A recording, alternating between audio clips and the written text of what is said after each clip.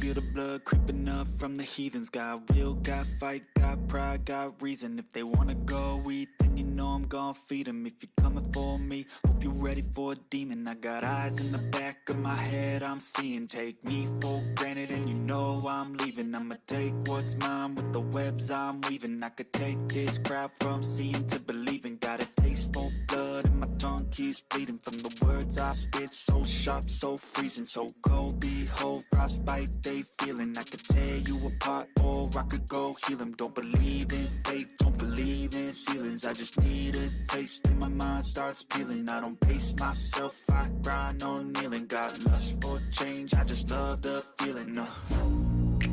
I ain't gonna give up. Got too little time, I'ma live up.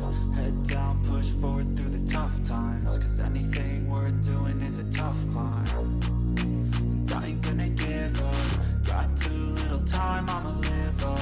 Head down, push forward through the tough times. Cause anything worth doing is a tough climb. Cause I'ma live life for the fight, yeah, I'm here to get it. I got drive, got sight, always have a vision. I go by at night, I be in my feelings. I'ma be fine, need time, and I'll soon be winning. I live life for the fight, yeah, I'm here to get it. I got drive, got sight, always have a vision. I go by at night, I be in my feelings. I'ma be fine, need time, and I'll soon be winning. I can feel the blood creeping up from the heathens. Got will, got fight, got pride, got reason. If they wanna go eat, then you know I'm gon' feed them. If you're coming for me, hope you're ready for a demon. I can feel the blood creeping up from the heathens. Got will, got fight, got pride, got reason.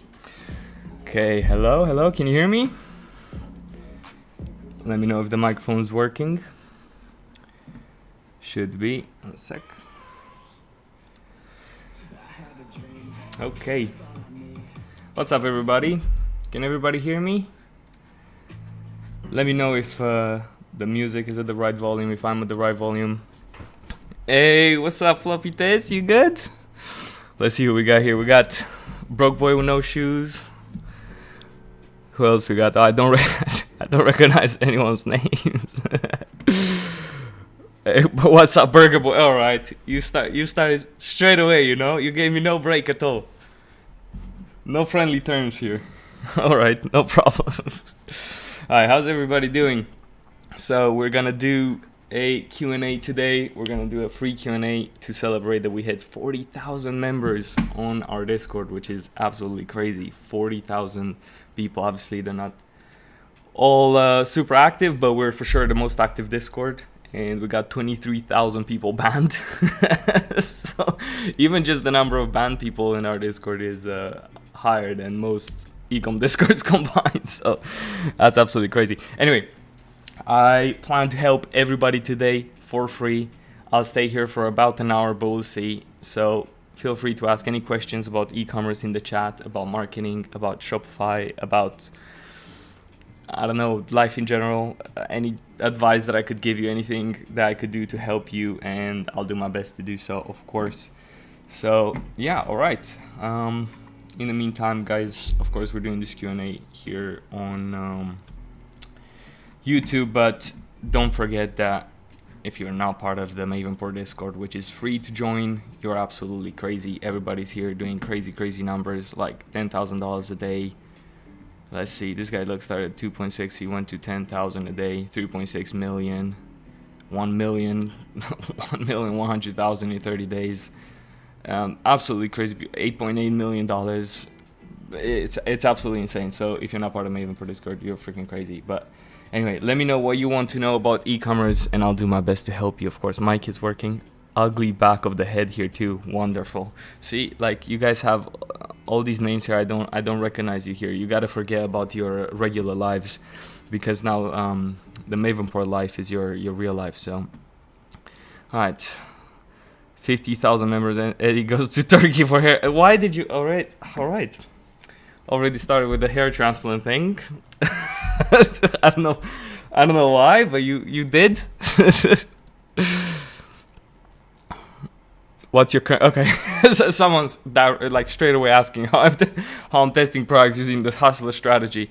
I test products using the advantage shopping campaigns. That's been working the best for me. I also test interest at the same time, and I test cost caps at the same time. That's my testing strategy, and it usually goes up to $400-500 on the first day, and it helps me really see which one of those campaigns works best. Because as you know, if you've been on Twitter at all, most people just tell you exactly what works for them, and they assume that that's the absolute and that's the only thing that works. But I do the opposite. I test a bunch of things that are very likely to work based on my experience, and then I go with what works in general. So I go with the advantage shopping campaign, I test interest at the same time, and I test cost caps at the same time, and then I double down on what works. And if interests work, then I go and scale with single ads at CBOs, which have been working well. So that's pretty much the strategy now. Obviously, if you want a step-by-step guide, that's in Hustlers, but that's really the strategy without any curtains or anything. Overview of Ecom as a whole, with the whole tariff shit going on and other variables. Yeah, for sure. So listen, about the tariff thing that Trump put on China, that doesn't affect anyone doing dropshipping. And the reason is that there already is a tariff. It was like, I don't know, I guess it depends on the goods, but about 10%. And now he increased it by 15 or something. It doesn't matter. I don't need to be accurate with the numbers, but that's what happened. But that tariff only applies to goods sent to the US with a value of over $800. So basically, only if you ship goods in bulk, you have to pay that tariff. Otherwise, you don't have to. So you can just continue dropshipping as normal. And the great thing is that shipping prices are going down continuously. They've gone down since the Chinese New Year about 5 times. So you're only paying less and less to ship stuff to US.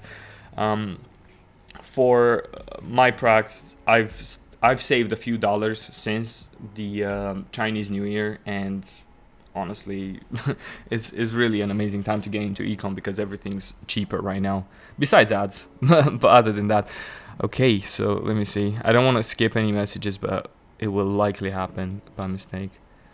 Who's the guy who gives names to everyone? What? No one gives names to anyone. What are you talking about? Can you do a roadmap for people starting out now? It seems like a lot. Facebook has its proxies, etc. Yes, for sure.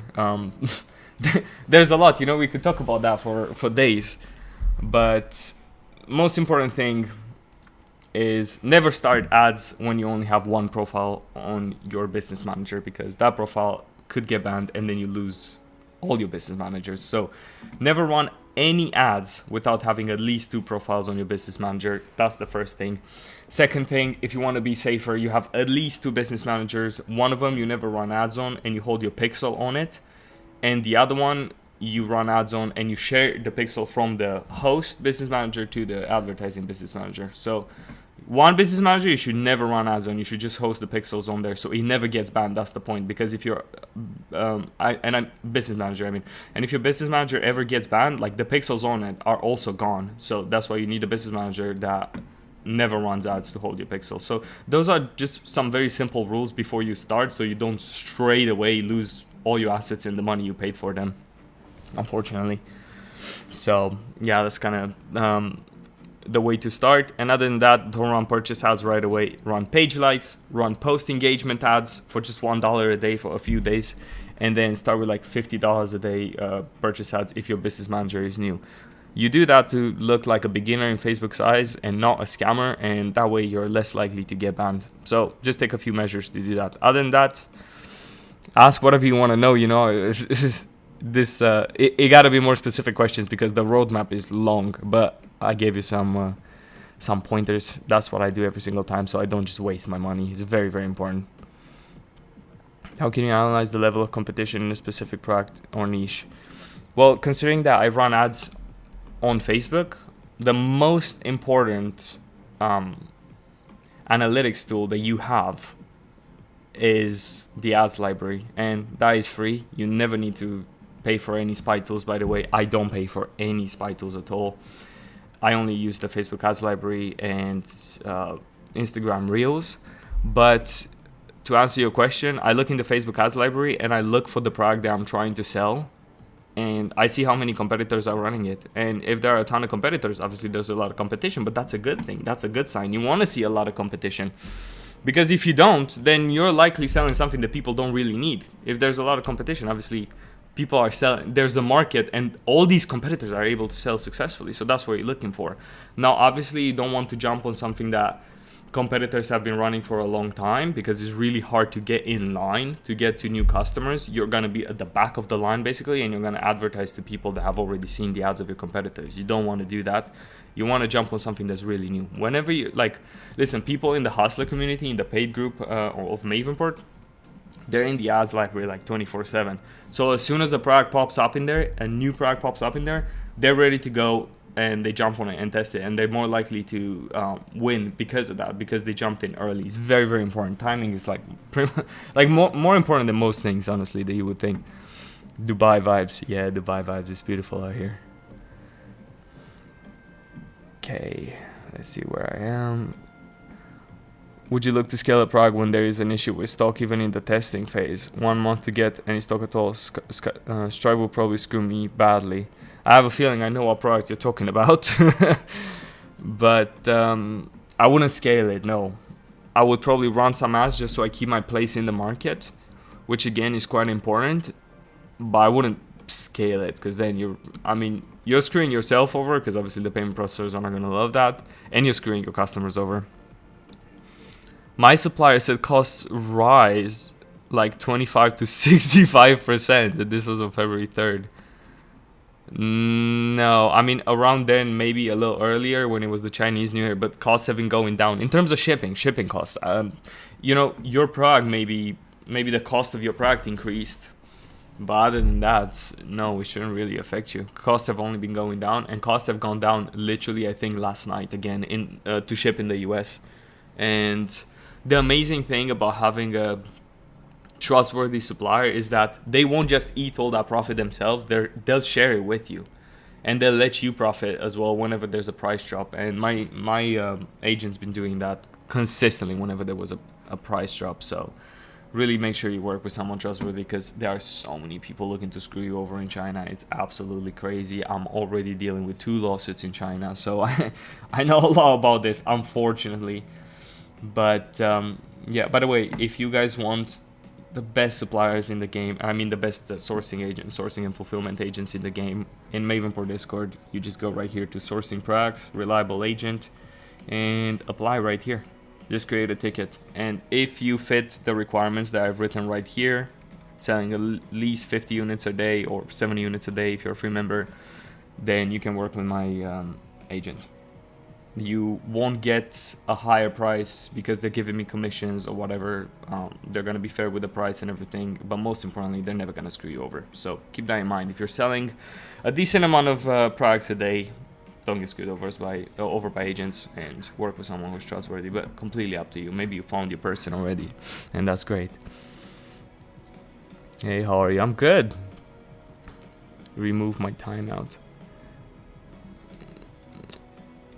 I'm struggling to see where my place was while I was reading questions.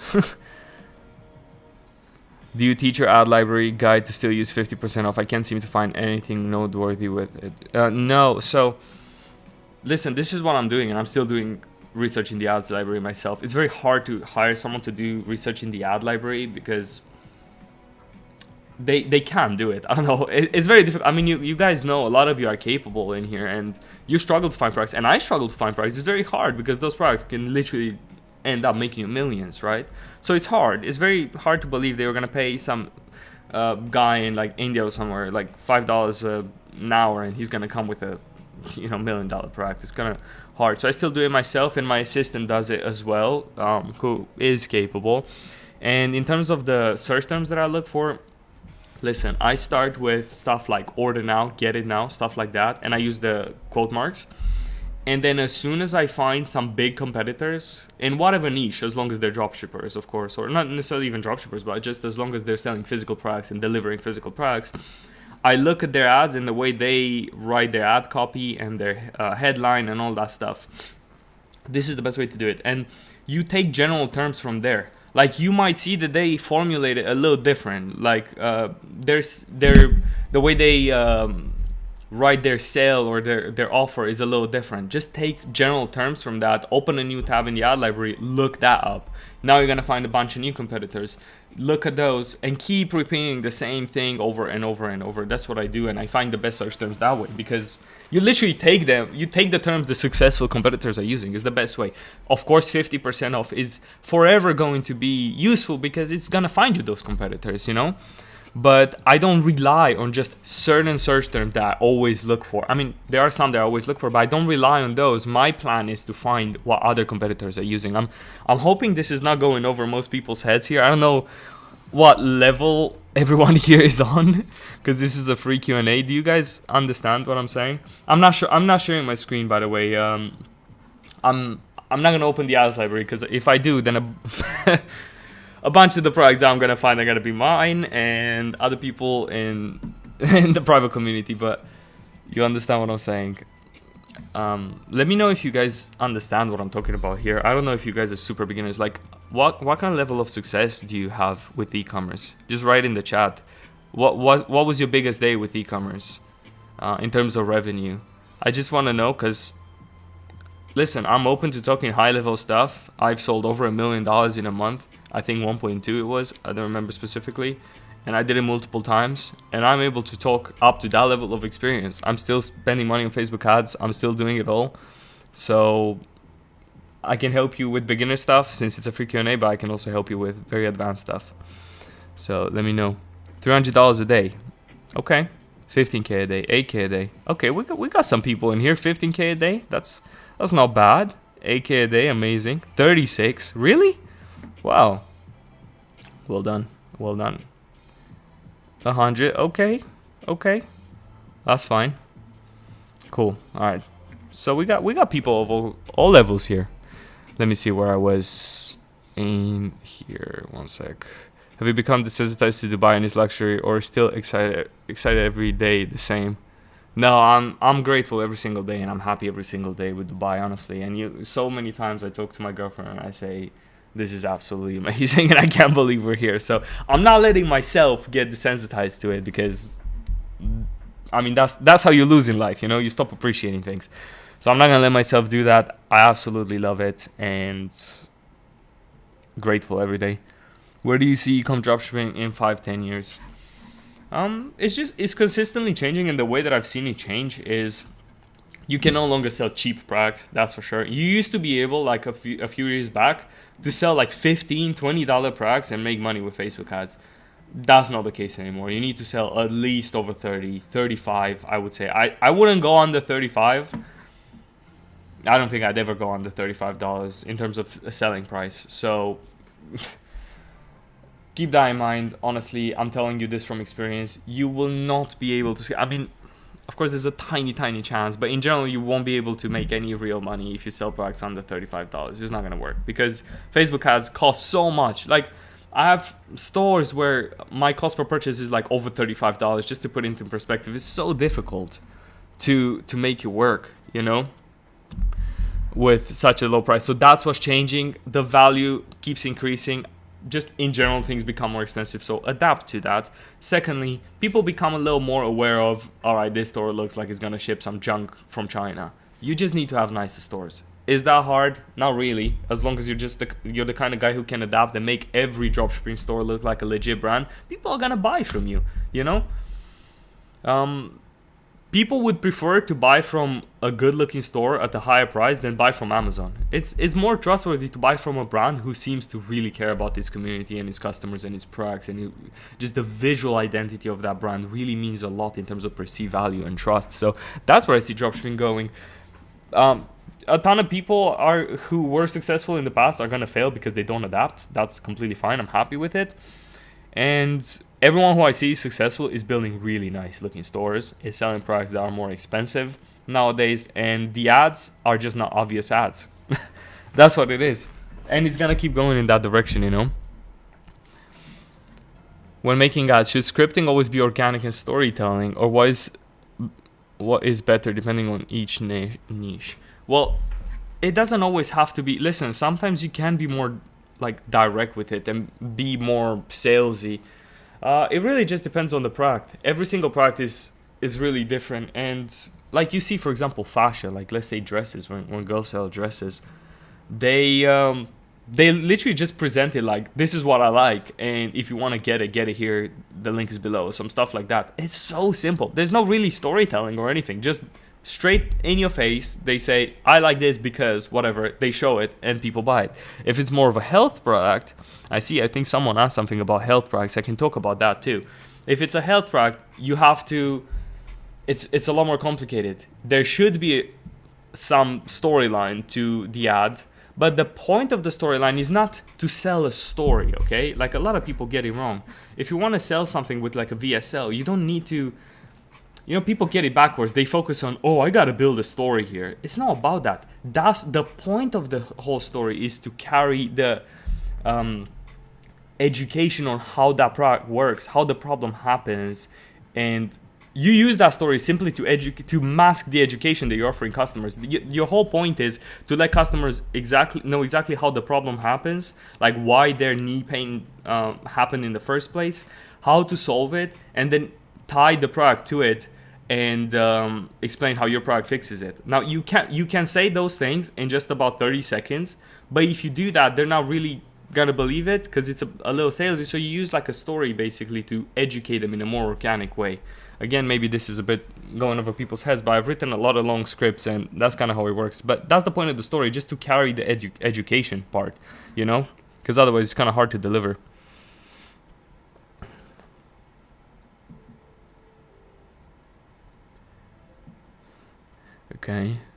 Okay, mom's nipple piercing, fine. I guess your products always get suspended. Any idea? Use old ad accounts. Listen, I have super old ad accounts. I spend millions of dollars on them, and I rarely get rejections anymore. It seems that Facebook just gives you a different level of trust when you spend a ton of money on their ad accounts. Obviously, it's not like I will never ever get rejections. It's just if you use an older ad account that's got some history, you're less likely to get rejected. If you don't, then don't make super bold claims. And don't say that your product's 50% off or stuff like that. People have been getting rejected when they're just mentioning a large sale on their product. So you can say that your product's on sale and stuff like that, but not be aggressive with a certain percentage. That could help you out. So try that. What's the movie the product you're tracking isn't listed on AliExpress? I asked my agent right away. I just asked my agent, what's the price that we can ship this to US for? And then I decide if I can sell it or not. Because I need to have at least a 4x, 3-4x margin on it. Do ads convert using only AI? I never use AI in ads, ever. But yes, they do work, obviously, with AI. But I hate AI, so I'm not going to use it. I just hire actors. Do you think Google Ads is good because direct buying intent? All ad platforms are good. But I personally focus on Facebook. But yeah, of course, there are people killing it with absolutely any ad platform. So... budget for the testing campaign. So all in all, like I said, on the first day I usually spend $400 or $500 between all campaigns. You can use a lower budget and spend just, I don't know, I guess around $200, but it's just not really, you're not gonna get too far, unfortunately. And there are killers that again started with $500 on the first day and then scale from there. It's so hard to compete with them. But if you got a really, really good product, you're going to see some promise from the first day and start making a little profit. It's not going to be a lot, but you're going to make some profit. And then you can roll that over and scale even more. I'm using Maven Port strategy. The product on the competitor side is 2 months old. Do you think it's too old? Yes. I think that will just make it significantly harder to make work because it's old. Like I said, you're going to have to start at the back of the line because that competitor for 2 months has been farming a lot of customers. When you run ads, Facebook's not going to know, let me put this guy in front of the line. That's not going to happen. Facebook's going to show you ads to the same people that your competitor advertised to, and those people have already taken a decision on whether they want to buy or not from the competitor. So your ads are going to suck. You're going to get high costs, and you're going to say, all right, this doesn't work. I don't know why. But that's generally why. So unless your ads are significantly different and better, both of those, okay, different and better, you're not gonna get to new customers. You're I guess if I dumb it down completely, making a product work comes down to finding new customers and not the ones that have seen the ads of your competitors. It makes complete sense, right, when I say it that way. But that's what it is. So you can only achieve that by making completely different ads and better ads, of course, because they also have to convert. They don't have to be just different and bad. But then that's really, really hard to do for anyone with experience. It's really hard to make completely different ads and also really good ads compared to the competitor that's already selling really well, right? It's really hard. So that's why I tell people you are significantly more likely to make a product work if it's a new product that just popped up in the ads library that's not being advertised like crazy. Trump's new policies that don't affect dropshipping. Mercury closed my account due to nature of activity. Can this be fixed? I just do normal dropshipping transactions. A little vague, but you can do two things. So obviously email them and then message them on Twitter, on their actual account and on the CEO account, like DM them there. Secondly, open a second Mercury account. Third, use different online banks such as Relay, Brex, and Slash. I think Relay, Brex, Slash. Try these. Wise as well. But yeah, that's what you can do. You're not out of the game, you know, far from. How do you plan your creatives on the testing phase and in the scaling phase? Good question. So this is what I've been doing lately, and this is what I've done literally yesterday. If I want to test the product very thoroughly, I write like at least 3 scripts, and I do some research first. Of course, you can't just run random ads, and this is me, and I'm getting custom content. Like, you guys might not get custom content all the time, but I write about 3 scripts, and those are based on my research on which types of people, like what demographics are converting. So it could be old people, could be young people, could be dog owners, parents, whatever, all of these things, whatever. Just imagine a bunch of demographics and a bunch of niches, right, that your product could cater towards. And then you just write script towards those using the type of language and pain points that those specific people use. I send them to content creators, I get the ads, and then I test them one by one, not all at once, and see what works. And because of that, like, it's very likely to make a product work, of course, unless you chose a really bad product. That's what I do it. So that's my creative testing, and the way I test them is with the Vanish shopping campaigns and with interests at the same time, generally, because I don't know which one's gonna work, so I'm gonna test them both.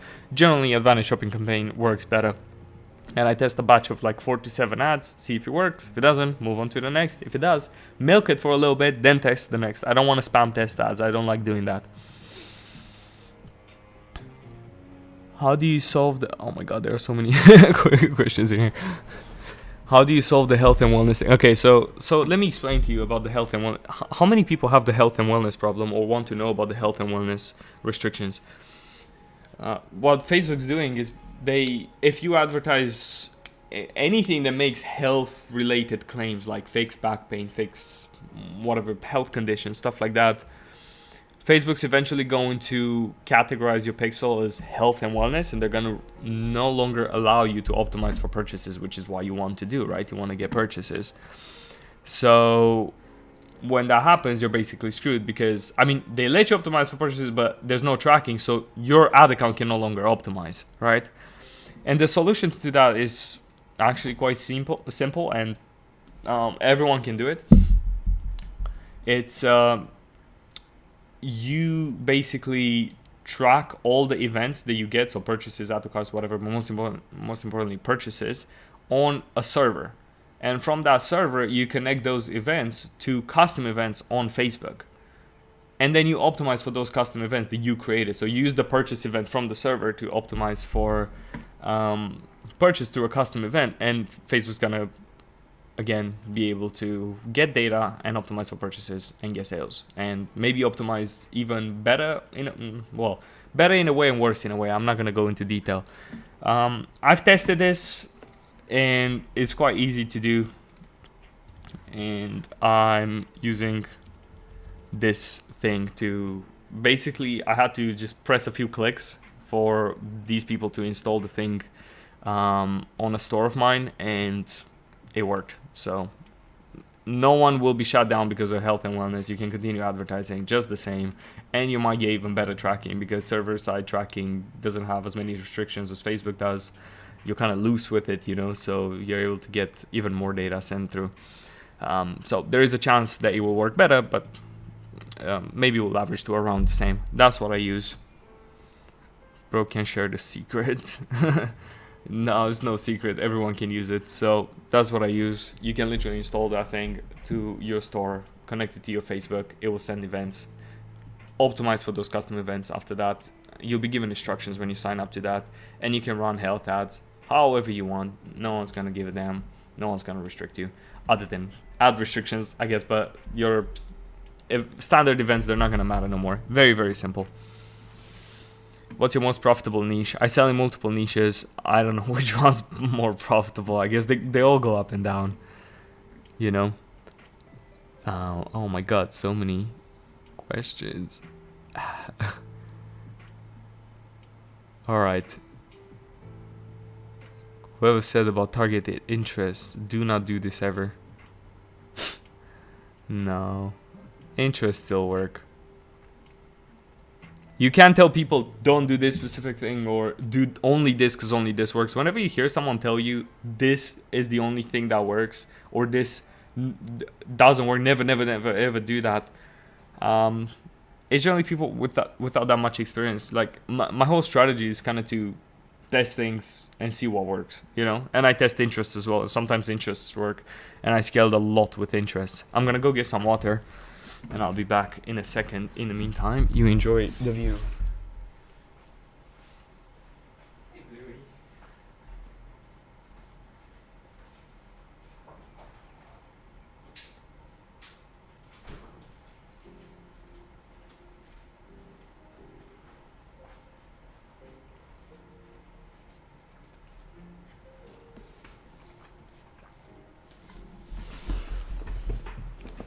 All right. Do you mass test products or only those that meet certain criteria? I never mass test products. I only test products that meet the criteria, and that leads to me testing only a few products a year. But guess what? It also leads to me finding success with most of those products. So I don't like mass testing unless it's dictated by the niche I'm selling in. So let me explain. If you're selling let's say caps, let's say if you're selling caps with certain designs like cowboy related designs, you have to not necessarily mass test, but test significantly more often because new designs might do better. So you're gonna test one with some rodeo stuff, and some with a horse, and some with some ranch, and some with different colors and stuff like that. You have to do that because the niche you're in dictates that. Like, you have to. But if you're selling, like, let's say problem solving stuff, you can't just jump on every product and mass test them because you're gonna waste so much money. You know, it's not worth it that way. Best ad setup.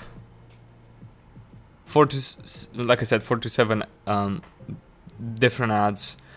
Try to aim them to be around the same duration, because otherwise Facebook is going to pick one and it might not be the best one. And like I said, I test interests in an ABO, I test an advantage shopping campaign, and I also test one with the cost cap as well. So just to see what works. I don't know what's going to work, and I don't care if it doesn't work. You know, do you use agency for email marketing? No, I've used multiple agencies, and I'm not happy with them, and their copywriting is always terrible, very terrible. You know why? Because like all these agencies are hiring copywriters of like Upwork or Fiverr, and they're usually people who can't even speak proper English, and they're not gonna be good at copywriting. Like most of the ones that I've used, they've been terrible, and I've used agencies at different price ranges. Like I haven't just used agencies for $500 a month or stuff like that. I've used agencies up to like, I don't remember, but like 3 to 6K a month, something like that. It's just, I've been very disappointed, unfortunately. Do you still use the same methods from 2 years ago? No, absolutely not. Absolutely not. The PDF can be used for COD business. Do you have any advice in this business? I don't do cash on delivery. I'm assuming a lot of the strategies for my PDFs would work because it's, you know, mostly related to marketing, but I don't use cash on delivery. I don't like it. I'm not going to do that. So in Mavenport, you say the competitors and products must be recent on Facebook. Would you say a maximum of 30 days? Honestly, I don't. It hurts to say this, but ideally you jump on something that started selling the ads library for a few days. Like, the faster you jump on it, the better it's gonna go. Because listen, I've experimented this from two angles on my own skin.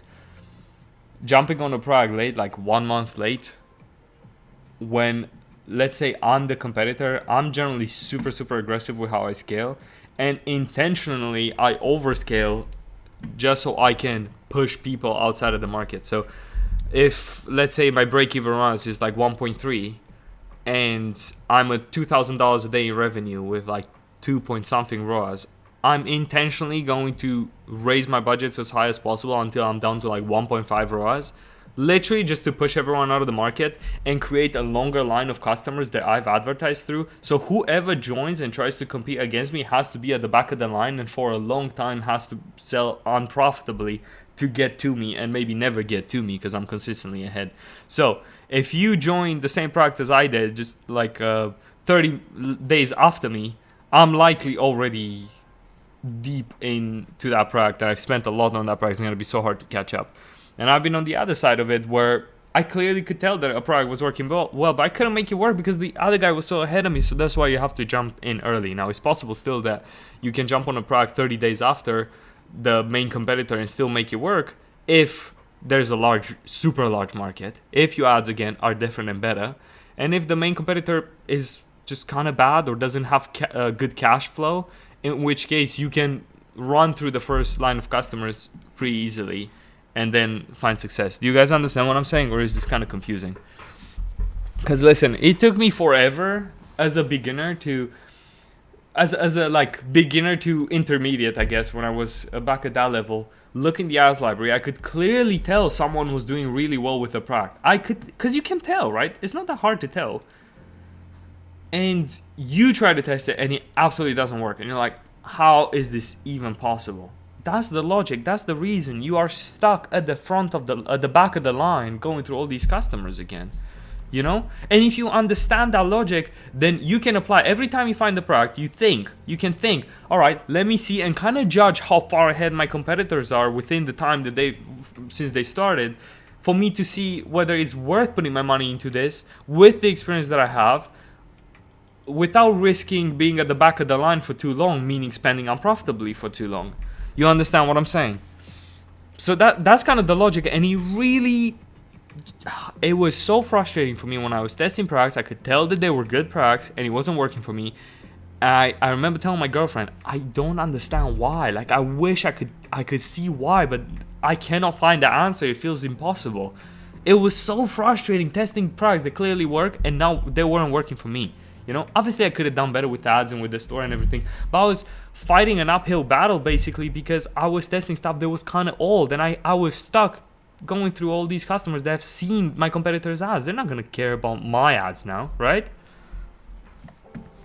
That's the logic. So once you get that, you analyze how old, how big, how capable the competitors are, and then look at what you can do based on the content that you can find on the internet or your skills in copywriting and everything. Can you compete with, that competitor and get in front of the line?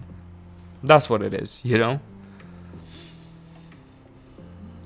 If you see a person scaling very high, like 600 plus ads, no competitors, do you think it's still space in the market for the product to work for me?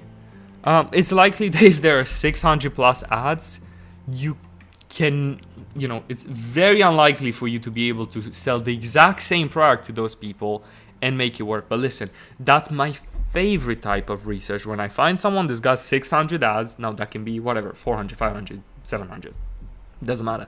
That's the best thing that I can personally find because of my level of experience and other people in the chat, most likely. Some of you said you saw like, what was it, 30K in a day or something like that. You guys are capable of doing this too. When I see 600 plus ads or so, just a large amount of ads, and ideally competitor that's even older, I just go a different way. I'm not going to test the same product as them, but I'm going to take the conclusion that this person is able to scale so high because obviously they're capable, but also because there's a large market for that specific problem that they're solving on Facebook. A very large market, and that means money. It means money for you as well, and it means there's room for you as well, but not with that specific product. And whenever I see a situation like that, I'm like, all right, clearly there's so much money to be made advertising to the people that have this specific problem.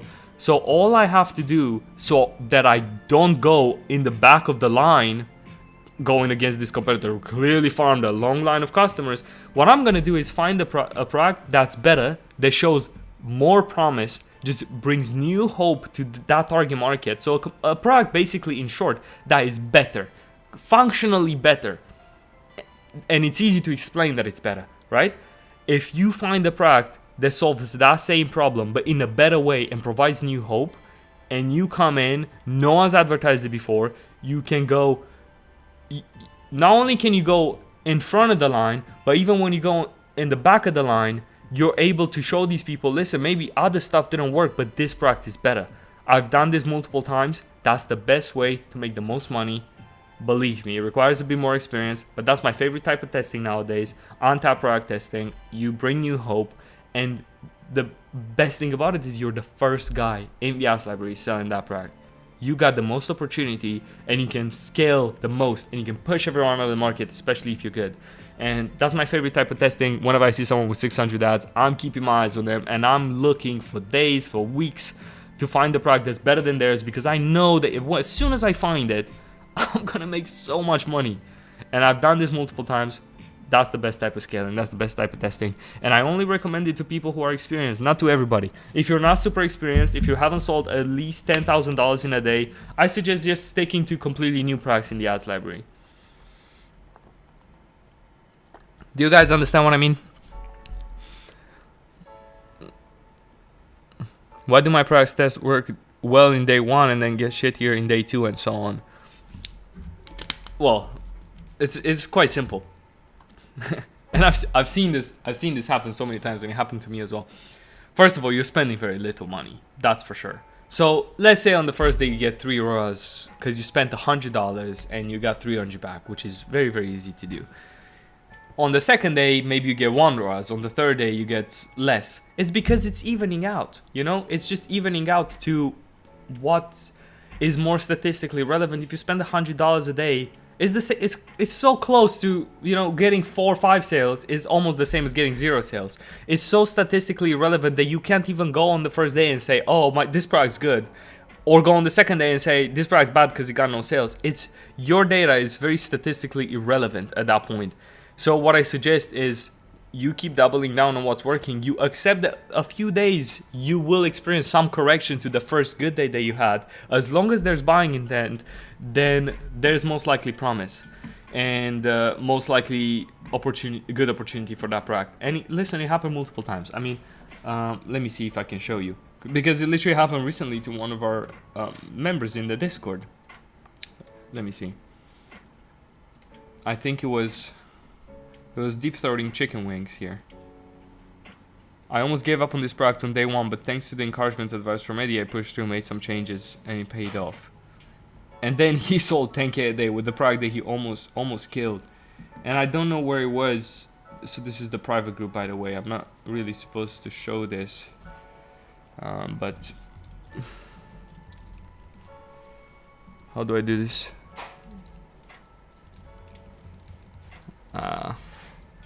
Deep throating.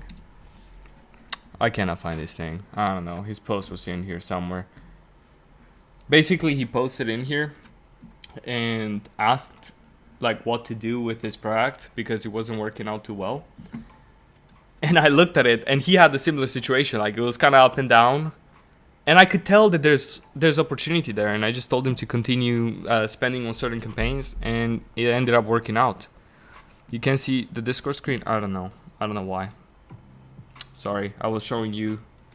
Can you really not see? One sec. Oh no, why is it not visible? Oh my god. All right, still not visible.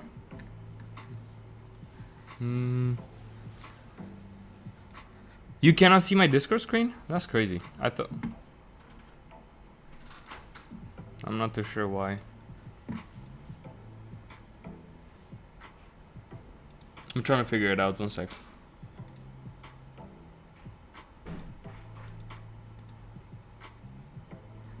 Yeah, I'm not sure why you cannot see it. That's annoying.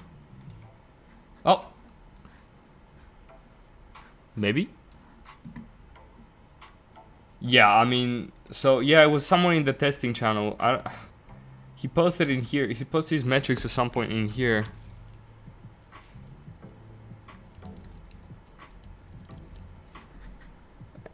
You see it now, surely. Do you use OBS? Yeah. He posted in here, and I think he wanted to kill it. I don't remember.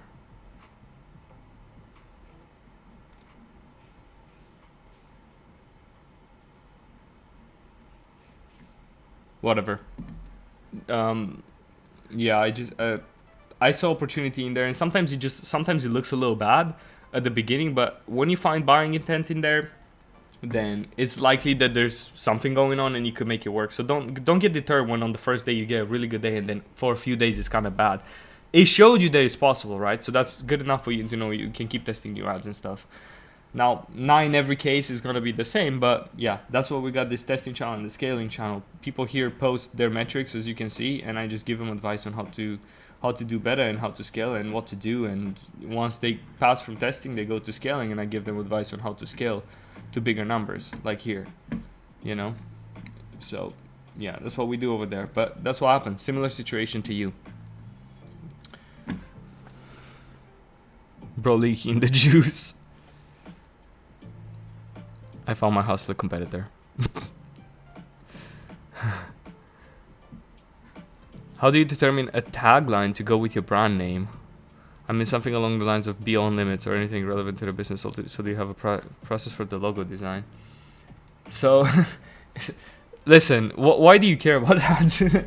That's something that you do like when you're really starting a legit brand, like a big brand, and you're putting money into it and you got a ton of experience, and it's more like a passion project. But until then, if you're starting a dropshipping store, you don't need to care about any of that. Anyway, it should be something related to the mission of your brand, or where you're trying to inspire your customers in your community to do. So it should be related to that. That's what you got to think about. And in terms of logos for dropshipping stores, please believe me, do not design a logo. Just use a nice font and use that as a logo. Trust me, you don't want to do more than that, because if you do more than that and you're not a super experienced designer, it's just gonna look like crap, and people are not gonna trust your store. So let me show you what I mean. Oops. Look, like people sometimes like pick crazy logos with like icons and all kind of stuff like that. I'm telling you, like, imagine you're selling a sleep related product. This is all you need. Don't go crazy with logos. Just have a nice, simple text. Use that as a logo, and it will look really nice. I've just made this in like 1 minute in a recent Hustler event, just to show people. Use a simple color scheme that just kind of sets the tone for your brand, and very simple, like a simple logo that follows the color scheme. The text they use, the regular text, should not be fully black. It should be kind of grayish, so it's easier on the eyes. You sound like this, like kind of as a color scheme branding type of template for your dropshipping store that you make in like a few minutes, and that's all you need. Believe me, don't go crazy with the logo. Now, I'm a hypocrite because at the same time as me saying this, I'm building a new big brand. I'm gonna put a lot of effort into this, and just for the branding identity alone, I'm gonna spend more than $10,000 to hire legit designers to do this. But that's because I'm at the point where I'm building something big and something I really want to put passion into. If you haven't done crazy with dropshipping yet, like made a lot of money with it, just please believe me, make it as simple as possible. White background, simple colors, and a simple logo, and it's gonna work a lot better.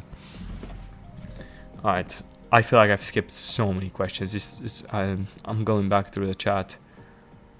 Mavenport is literally a market mover. It really is. Believe me, the reason why it's harder and harder to find products in the ad library is because hustlers that I've taught how to find products are finding products very quickly, jumping on them, outscaling other people. So it's so much harder because, like, initially, I used to tell people to test products that are 6 months to 1 year old. And it was working. It was working really well. They would find products like that in the ad library and test them. Imagine what a world where you could do that.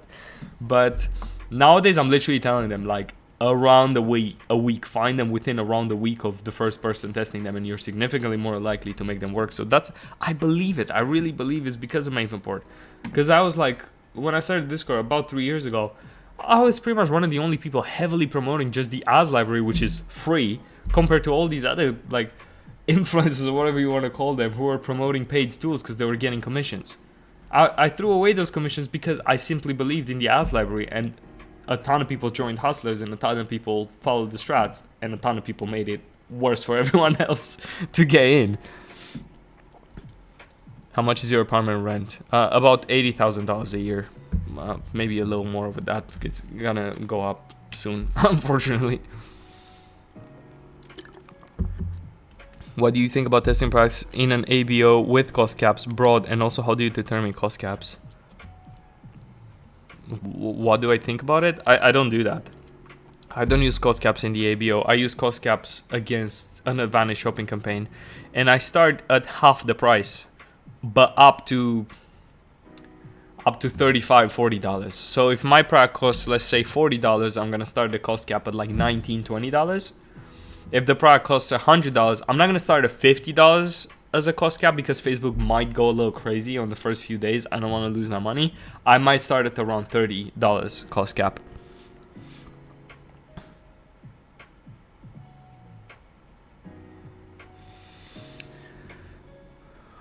Has there been major changes in the DS community on how things are done? Like, is it harder? It's harder for sure, like I said earlier, but the biggest thing is, these are the two very important rules that I follow when I test products to find most success, and I still fail. I'm not acting like I don't. But the most important things are either jump really quickly on the product that's selling well in the ads library, or find the product that's old, selling for at least a few months in the ads library, but has a ton of active ad copies, and then find a better product and sell it to that same market. So either competitive product research, be super early, or untapped product research is what I do, which is find a better product, better alternative of a product that's solving a big problem with a big market in the Facebook ads library. Those are the two things. As long as you can adapt to that, and of course your store has to be clean. It has to not have stupid, crazy colors, weird backgrounds, annoying logos, a ton of trust badges and bullshit like that. Like, it has to be clean. It has to look trustworthy. It has to look branded. It has to look simple. Honestly, it has to look simple. Simple converts. Most of my stores look simple. Most of my stores have branding like this, you know, just very simple color scheme, clear text, simple logo, just relying on copywriting and imagery. So I'm telling you, that's it. Adapt to that. Don't overcomplicate things. Be early or be better, and that's it. Do you use AI to write scripts? Absolutely never. Well, let me clarify. I write my own scripts. I don't ask ChatGPT to write me a script. That's just, I'll never do that because I'm better than that, and I have an edge when I write my script, my ad scripts. I'm better than most competitors because I'm better at writing scripts. I'm very confident with the way that I do it. I would downgrade if I was to either copy a script or use ChatGPT. However, it's super important to use ChatGPT for research. Just like ask, for example, let's say you're writing a VSL about knee pain, right? You gotta ask ChatGPT, what's the most common cause of knee pain? It's gonna list like a bunch of stuff. You look through those and you look in the ads library to see why your main competitor is attacking which one of those angles. Start with that one. Then go a little deeper, because your competitor is not gonna go as deep as you. Then go deeper and say, how does this happen? Does this cause for knee pain happen? What causes it? And it's gonna explain. And then you're gonna look up, okay, what are the solutions? And then as soon as you fully understand this and you can really easily explain it, like for example, knee pain generally happens because of wear and tear, mainly in old people, lack of collagen, and therefore their cartilage is like kind of like what's it called, like thinning, rubbing out of there, is not really cushioning the knee no more. What's the solution? Well, regenerating the cartilage, which requires more collagen. All right, what product in that case encourages encourages your body to make more collagen? You find those products, find that solution, explain it so clearly to customers that they really get it. So how's AI gonna help me write a script like that? It's not gonna, but it's gonna help me kind of understand the whole process, and then I write the script in a convincing way that educates the customers on why their problem happens, how to solve it, and then tie the product features to the solution. And that's how I do it. It really works very well like that. So cost caps is sure to give sales. No, nothing is ever sure to give sales, and cost caps haven't been too scalable for me, but a lot of times they just bring extra revenue, so I'm never gonna say no to that. You just have to adjust the cost caps every few days if they don't bring good results. And if they never bring good results, just lower them to the point where they don't spend no more. And if they ever spend, good. If they don't, then you avoid it spending unprofitably. So what theme do you use? My themes are custom. I've designed them myself, and I had someone code them. So it's never going to be, it's not going to be a certain theme. It's all custom designed by me. How many ads do you use when testing products? I use 15 to 20. I use 4 to 7 ads, batches of 4 to 7 ads. Specific layouts sequence for the section of the product description? No, it really depends. If it's a product that requires education, so you need to educate customers on why your product works, like I said earlier, like a health type of product, then that description is going to be pretty long. You're going to have to tell them how the problem happens, how your product solves it, and then go on with multiple paragraphs in different sections and explain with obviously media around it. So like show pictures, videos, to kind of like explanatory videos and pictures, and then explain different benefits so you can fully convince the customer as to how it works. But most importantly, you gotta tell them how the problem happens. Otherwise, you're not gonna sell.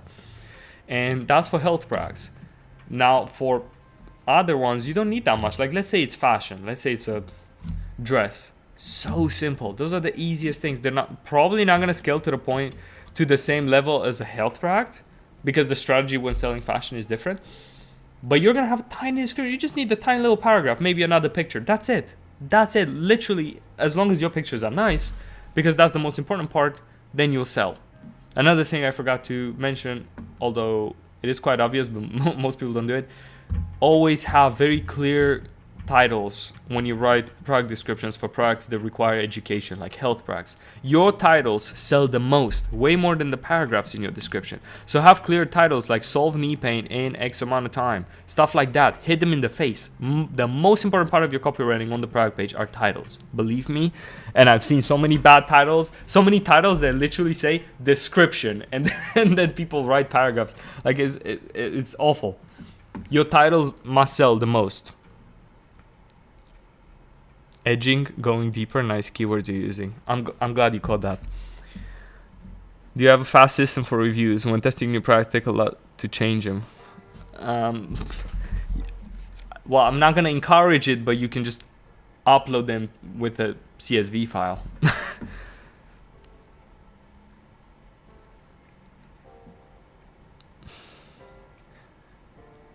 No, Trump's tariff thing doesn't affect dropshipping at all. Follow any structure in the copywriting style. I just explained. If it's a problem-solving product, then you have to explain the problem first. I explained that just earlier. I'm not going to repeat now. What's your opinion on Samuel Onuha in jail? Well, I don't know if it's true. I don't know what happened. I'm not going to judge without having real information. If it's true, then that kind of sucks, because the guy was pretty inspirational. That's all the opinion I could possibly have. And other than that, whether it's true or not, it doesn't even matter. You guys should just learn from it and obviously stay away from drugs and don't ruin your life in any way, because you have such crazy opportunities, you know? Like, you can literally go from broke to living in luxury, and I don't know. I'm so happy with the way my life is going right now that I would never do anything to ruin it. So but my opinion is, and my advice is, just learn from it. Whether it's true or not, it doesn't even matter. Don't even add names to the case.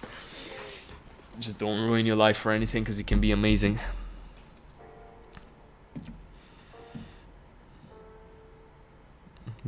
How do you know when it's time to fully drop a product that's no longer profitable?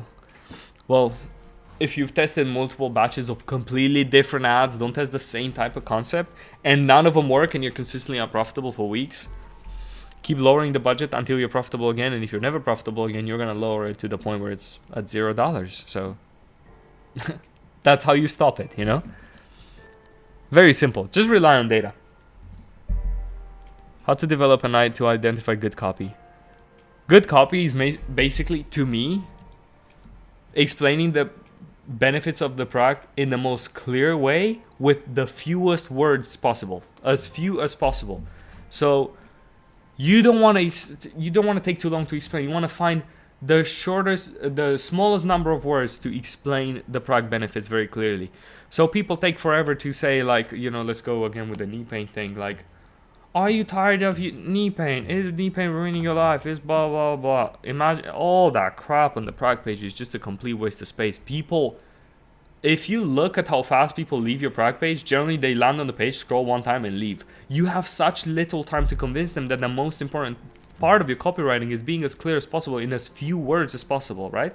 So instead of saying all that stuff, the first thing you hit them in the face with is relieve knee pain in X days in the comfort of your home. Sound like that, something super simple. That hits them in the face. It's a simple title that will just get their attention and will make them want to read the next part of your product description.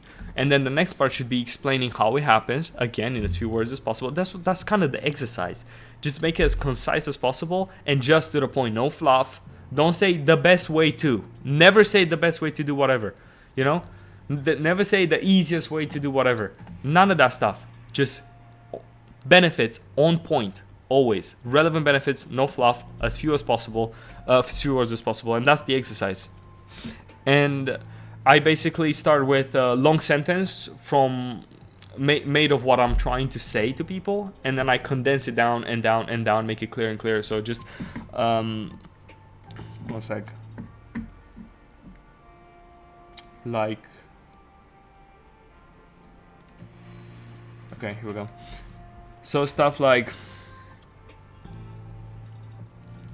let's see, get rid of knee pain without leaving your house or using pills. Very shitty sentence, but the point is there, right? You get the point. Knee pain's gone without leaving your house, not using pills, right? That's the first sentence. You don't put that in your product description. Can you see my screen? This is the exercise, all right? I think you can see my screen. And then you try to condense it down and remove the fluff. So relieve knee pain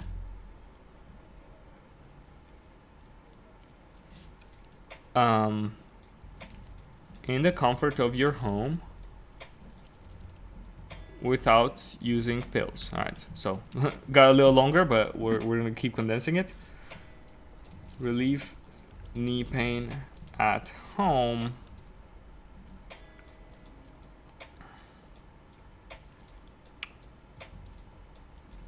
without harmful pills. Here we go, it's getting better. And now we might make it a little longer, but we're gonna add some important adjectives and adverbs and stuff like that, so it can kind of enhance it a little bit. Now, people don't want pills. They don't want to do it in an unnatural way. So I'd say naturally relieve knee pain at home. We took away the pills. We just said naturally, easier, simple. How can we make this better? Look, we started for something pretty bad, right? Knee pain at home in 7 days. There we go. We added time to it. It's natural. It gets rid of knee pain. You're at home. You see how everything's here? Natural. Pills. Relieve pain. Get rid of pain. Relieve knee pain right there. At home. Without leaving your house. Comfort of your home. In 7 days, we added time. We made it convenient. We made it fast. Right? Right there, we condensed it. That's the exercise. And you could go on forever and keep writing paragraphs like that and keep narrowing down and enhancing it.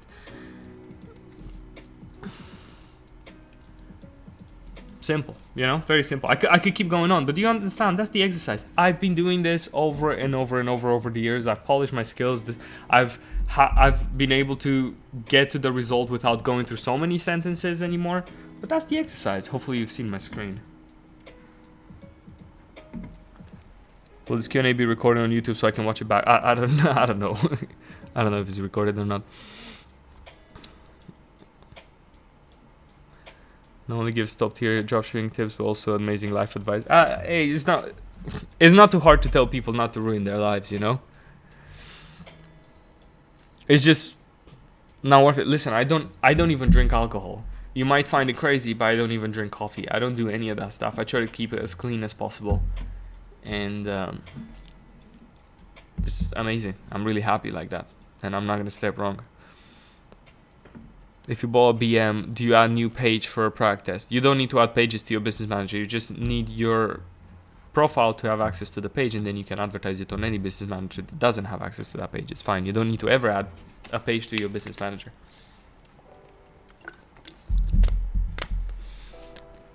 How do you think about finding new angles in products that sell good so you have the opportunity in selling that product? So pretty simple. A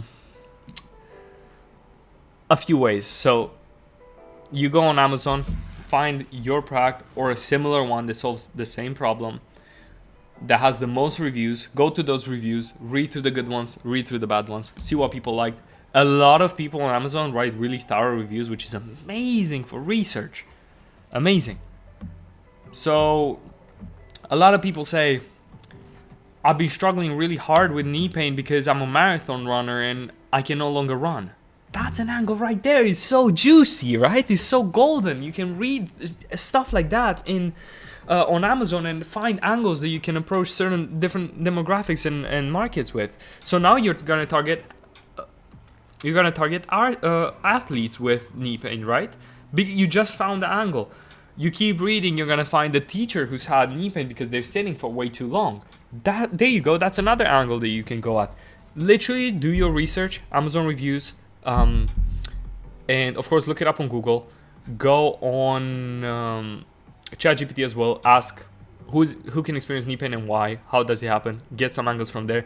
Another trick that I like to use is an extension called discussions, I think it's called. So you look up fix knee pain, then you activate that extension, and it will automatically filter through the results and only show you results from forums and stuff like that. And people that go on forums because they have knee pain, right? They're desperate. They're gonna write their stories. They're gonna write exactly what they did, what didn't work, which you're also going to include in your ads. They're gonna say the certain pills didn't work. You put the exact word that they used in your ads. The exact terms that they use, you put in your ads. And you're ahead of the game when you do that because you're already using the terms that your target market is using. It's so convincing without them even knowing why. I need to leave now. It's getting late over here and I'm working in the morning. Thank you for answering my questions. Peace, guys. Alright, man. See you. Thanks for coming. This is when I'm burgers clean. Alright, listen. The worst I do is eat burgers. Come on. And they're full of protein as well, so I'm not going to give up on burgers. We'll go get eye surgery to get better vision. I plan to. I'm a little scared, so I got to do some research first. But I plan to at some point get eye surgery. I'm going to find the best place to do it. And yeah. I will probably do it at some point. Listen, I never get headaches. My vision isn't really bothering me, but yeah, it is. It is blurry in this at distance. You know, I don't see too well at distance because I've been staring at computers for so long. So, I made the transfer from competitive to branded. What do you mean from competitive to branded? I'm not sure what you mean. Any AI tools working well to generate UGC videos? Is the hype real? I'm sure it works for some people. There are clever ways to use it, but personally, I don't use AI. I don't, other than the way that I explained in terms of research, I don't use AI in any way. I don't use AI voices in my ads. I don't use any of that. I prefer working with humans. I'm an AI hater, honestly. Slight hypocrite, because like I said, I use it for research. But other than that, absolutely hate AI. I never use it. I've never used it in my ads. Do you use funnels? Other than the standard Shopify funnel with the standard product page, no, that's all I use. I'm not going to be a sweaty dropshipper who uses advertorials or whatever. No disrespect to those, but I'm not going to go that deep into it. I don't I don't love that part of the game. I love the creativity, being persuasive, being convincing. I love that part of the game. I don't want to go as deep as like writing tutorials and stuff like that. I just want to have fun with it. I'm at that point now, and that's what I want to do. How do you do without being salesy and for not health products or fashion? Well, you gotta give me an example then. You gotta give me an example. How much has your strength in the gym gone up since you started going to the gym? You're looking jacked in those Instagram stories. Oh, damn. Getting a little physical compliments here. I think it's gone up quite a bit because I've really been training very, very hard. Like, quite. I'm telling you, in a maybe unhealthy way, ironically. But I can't tell specifically. It's gone up significantly because I've been able to lift more, but at the same time I've started lifting more correctly, right? I used to not lift out correctly. I used to just not focus on the like negative as much, and as soon as I started doing that, I immediately had to drop weights because I wasn't able to lift the same amount of weight, weight correctly. So while my strength's gone up, it's kind of hard to judge by how much, but I know it's gone up because I feel stronger and I look stronger. EMS red light products. Right. Well, those do sound like health products. Then you said no. You said no health products earlier, right? How do you not sound salesy? You can make an ad from the perspective of someone who's experienced that pain. They simply share in what looks like a genuine manner how they felt and what they've done that hasn't worked. And when you take people through that story, like I said earlier, you're able to educate them masked under a story. And it's not gonna look salesy when they're like, yeah, I've heard and I've tried this. I tried physiotherapy, I tried whatever, pills. They haven't really helped me that much. When you talk that way, like natural, you don't say pills never work, don't use pills. You don't talk that way. You say like, I tried, it kind of helped, right? That's how a normal person talks. You gotta talk like a normal person. Just take them through that journey where you tell them how the problem happens, what they've tried that didn't work, how they've found out that they can fix it, and then eventually you talk about your product. It's just take them slowly, organically through that story. How do you go from $500 a day to 10K days? What's your scaling strategy? How do you test new creatives? Like a single campaign, you add more assets with creatives, and how do you kill? I test them in new advantage shopping campaigns. If they work well, I'm gonna scale up the budget. Like as long as they're profitable, I keep scaling up the budget throughout the day. I don't scale up the budget when I got like just 8 hours left in the day. It's a bit too late. That's it. Other than that, it depends on how good your ads are and how scalable they are and how large your target market is. Just wanted to know, is Incest Victim the best hustler? He's potentially the worst. The most you've made from one product? I don't know. There's not one store where I sell just one product because that's just inefficient to do that. So I don't know, but most of the products that I'm still selling right now, well, not all of them, have sold millions of dollars. Individuals ripping mid-form. I'm not sure what you mean. The guy called KK, I don't know what you mean. If I want to run a product that requires before and after photos, like for hair loss, how can I get approved? I know we can say with or without, but what about the BA photos?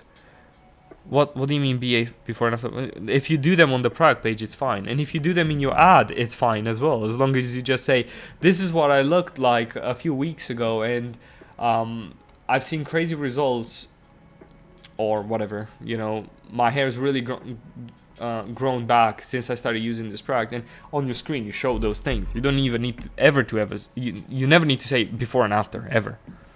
What do you think of testing ABO campaign? $500 is each asset, bro. One creative per asset. You're relying too heavily on just one strategy, so it's flawed. Because if ABOs don't work for your specific product, then you just wasted your money, right? That's why you want to test multiple strategies at once. That's my testing strategy. It's just multiple strategies at once, basically. That's for the angle info. But how do you know that specific angle is large and profitable? Also, when testing, well, like I said, you research them through obviously Amazon reviews, forums, stuff like that. But then you cross-check with what angle people are using in the ads library. Your biggest competitors, who, like someone said earlier, has 600 ads, let's say. What angle are they using? What angles are they going for? What's the most scalable? You look by the amount of ad copies that they have for that certain creative that's using that certain angle. Clearly, if there are a lot of ad copies there, that angle's working and it's scaling. So you can go with something like that. And at the same time, you can try something a little more niche that your main competitor hasn't used, depending on whether you go with an untapped or competitive product. But that's how you pre-validate it. You only validate it once you spend your own money. How many product tests following your PDF's criteria before you find the winner? So if it's a competitive, if we're talking about the competitive product research, which means we're picking a product from the ads library, then it could take, I don't know. Honestly, I don't think it's gonna take 5 failed product tests. I think within five product tests, if you're really following the criteria, chances of you not finding a winner are minimal, unless you're just terrible. And if we're talking about the untapped product research PDF and video, both of these PDFs come with videos in the private hustler group, then that's even more successful. Like now, the way that I do untapped product research and stuff, and the way that I test untapped products with custom content and everything, most of them hit. Most of them work. It's so hard for them not to work. Can you hear any music? I don't even know if you guys can hear music. I'm not too good at this OBS stuff, but I don't know if you can actually hear any music. I'm supposed to be playing music right now, but I don't know if it's actually... Yeah, I have no clue. Okay, whatever. We don't need music. How do you recommend starting a brand? I'm a newbie and I want to build a health-based supplement company. Damn. That is a terrible sentence. I'm a newbie and I want to build a health-based supplement company. Do you know how those two don't mix together? How many products should I start with? Ads for each product. So listen, I don't want to crush your dreams, but it's extremely hard to start selling supplements if you want to do it the legit way. I personally would never sell supplements that are not made in a prestigious lab, that have not gone through clinical trials, because you could screw people up, you know? Like, they could eat some of those things and then not feel good at all. Like, you don't want to do that. If you do, then I cannot give you advice, because we're not the same. And if you want to do it the legit way, you need a ton of money. If you're a newbie, most likely you don't have a ton of money to go through testing, trials, stuff like that. Make sure that your products are in a good lab, which is expensive. Test them out with a group of people, blah, blah, blah. You don't have money to do all that. You probably don't have the experience to do all that. So I wouldn't do that. I would make money first with dropshipping or anything else that you're skilled at, but ideally dropshipping, because that's the only thing we're talking about here. And gain experience, because listen, through dropshipping, like, it's not just making money, it's also you're building so many skills in all the positions of your business that you're able to carry through to other businesses that you're creating later in the future, you know? How do you source UGC custom UGC from? You can do it on a few ways. Upwork, Fiverr, just spam a bunch of creators that are in your demographic, have scripts for them. So on there, really efficient to do it that way. They're both really good. Other than that, you can also message content creators that have a low amount of followers but are good and look the right way for your target market on Instagram and on TikTok, and email them as well, so you can approach them that way. But Upwork, Fiverr, really good. Switching from EU to USA dropshipping and joining Discord. Is 10K invested enough to make it? So you're saying you have $10,000. So listen, the thing is about the way that I recommend dropshipping, different to everyone else, is like sell in Germany because Germany is really good. Sell with just CBOs because CBOs are really, really good. I'm the opposite of that. I never tell you sell just in one specific country. The strategies that I teach people, and I've been very transparent throughout this free Q&A as well, always I test multiple little strategies at once to see what works. And at the same time, like you said, switching to US, I never tell people to switch to US. We test multiple countries at once to see what works, and after a batch of countries, we test even more countries. In the private group, I literally have a list of countries that I gave people so they can test them out and see what really works. A lot of times US is the most scalable, of course, but there's money everywhere. You just gotta find where your product sells. That's what I really don't like about these EU guys. They're like, sell in Germany or Netherlands or whatever, so much money in there. You gotta just test 1,000 products and maybe 5 of them are gonna work and you're gonna make money with them. literally test probably 5 products in a year. You know what I'm saying? I'm not sweating like that over them because I'm just gonna test them with a more open mind and be a bit more selective and build something more long term with way bigger and more explosive potential. AI store or build one? Build one. I never use AI for any of this stuff, ever. Found a window that's been active for 1 week and scaled by 2 competitors, but before I was about to test it, the main competitor tried a different angle. Why does that happen? It can, dude, I mean, I don't know why they would try a different angle other than they want to make more money. If you have a product and it's working really well, are you not gonna test new angles? You're gonna test new angles whether it works well or not. You're more likely to test new angles when the product works well. If it doesn't work well, a lot of times people just get discouraged and don't even sell it no more. They won't test new angles. So it's a good thing that they're testing new angles, unless they're, you know, turning off all the ads and testing new angles, which means maybe it hasn't worked. Just you kind of have to take some conclusions from what the ad library tells you. How do you handle ad account bans? I use Ecom plug but got banned. I know because of my cards. I'm in India and like virtual card services is opening a USLC the only option. I'm spending more on ad accounts than ads. Yeah, that sucks. It's tough. First of all, obviously you have to listen. You have to buy a bunch and you have to warm them up slowly, and you can do a few things. Yes, with an LLC, you're significantly more likely to make it work because you will be able to have US cards, and US cards are trusted by Facebook significantly more than Indian cards or Romanian cards where I was from. So you can do that. If you don't have money to start with an LLC, you got to take it really slow, warm up your ad account, don't start with purchase ads for a while, and also open a bank account in India or wherever you are and ask for US currency. It will help. That's what I've done when I was in Romania and I didn't have no American company or whatever. I didn't know any of that fancy stuff. I literally just opened a bank account and asked for US currency. So I had the USD card and I used that on Facebook. So I wasn't even paying for transaction fees. Oh, conversion fees, I mean. Also, when testing, you make all the creatives the same angle and incorporate more angles you found. Each batch has one angle, but different approaches to the angle. So 4 to 7 ads, they are attacking the same angle, just different ways. And that's one batch of ads. I will test different angles in different batches, but not at the same time. It's not efficient to test them at the same time because Facebook will favor one that might not be the best for you based on duration, based on engagement, and based on what it thinks. All of these things could kind of mess with reality. Search for feminine balance gummies on the ads library. Is it worth the test as before? Yeah, dude, listen, I agree that supplements work like crazy. I'm saying I wouldn't do it without proper testing, and especially as a newbie who has no money to do proper testing. If I spend 12-14 hours a day doing competitive product research, how long does it take to find the product to test? Around 5-7 days? Dude, I can't tell you. Maybe, listen, realistically, you could be dumb. You could be scrolling over multiple products that are actually good to test right now, and you don't know. I can't tell you how long it would take. I just know that there were times when I was struggling, maybe even for weeks, until I found the product that was worth testing. And, you know, it might sound crazy, it took weeks, but really, it took weeks for me to find products that eventually sold millions of dollars. So, it's normal. It just depends on how efficient you are, whether you're scrolling past actual winners. It depends on you, you know? I can vouch Eddie's the code. All right. You say that you sell everywhere. How does this work with VAT? Because this I only sell in the Netherlands. I'm not really qualified to give you tax advice. Everyone should handle their taxes their own way. Add more margin where necessary. Add more margin based on what the VAT is in that country.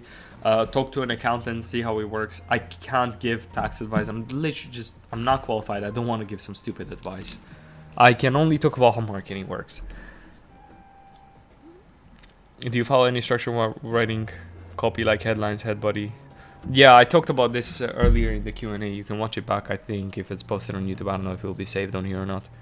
You remember when you asked us in a Hustler call to gatekeep AdSpire back in 20... Dude, I listen, it was early days for AdSpire. I don't even know if it was like released properly.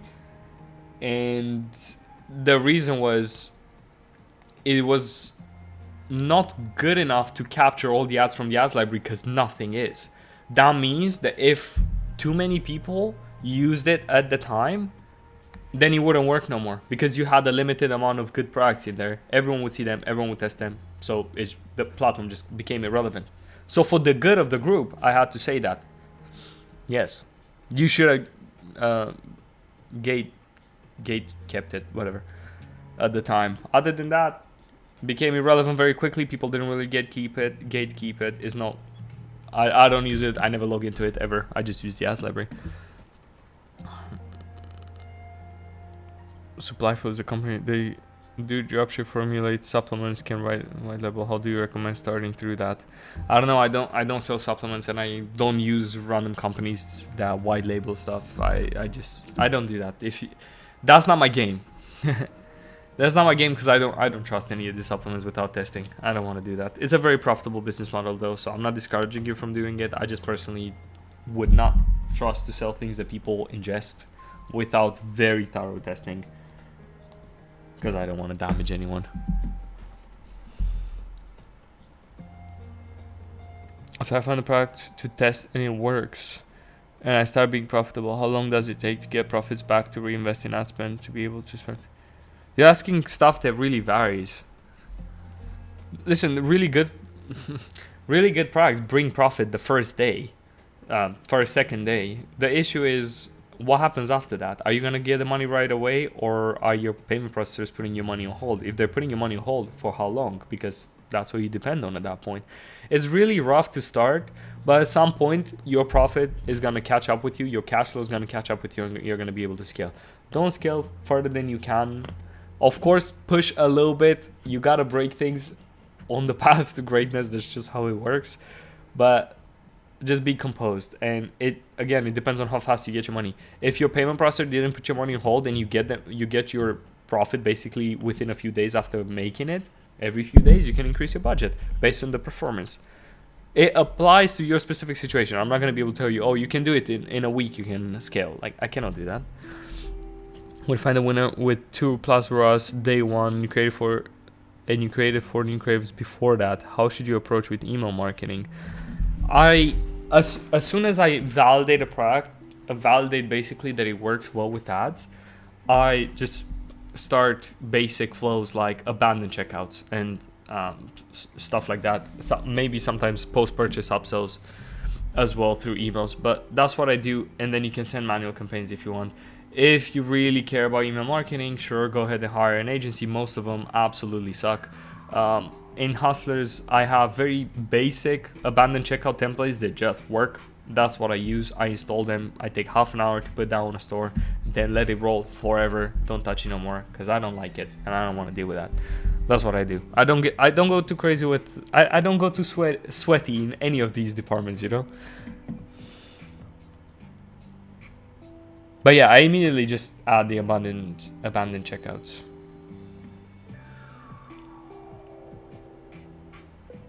What's your net worth? Stop playing with Sensei name. He be changing lives. This is a third-party payment processor. If so, what is it? No, just Stripe and Shopify payments. See you in Hustlers soon. I resist daily not using another card to join in due time. Van, how are you doing? I need to hear from you. I need to know how you're doing. FT. You haven't told me any updates about how your life is going and your progress and everything, whether it's good or bad. I want to hear about it because I am invested in your story and you know that. I love you, Eddie. I will join the Hustler group soon. Hey, whenever you are ready and whenever you have the money for it, remember, I'm not trying to... Well, I'm definitely selling you the dream. I'm definitely giving you the dream. But I don't need you to be joining the private group. You've not seen me promote it at all. I don't need you to join the private group without you having enough money for it.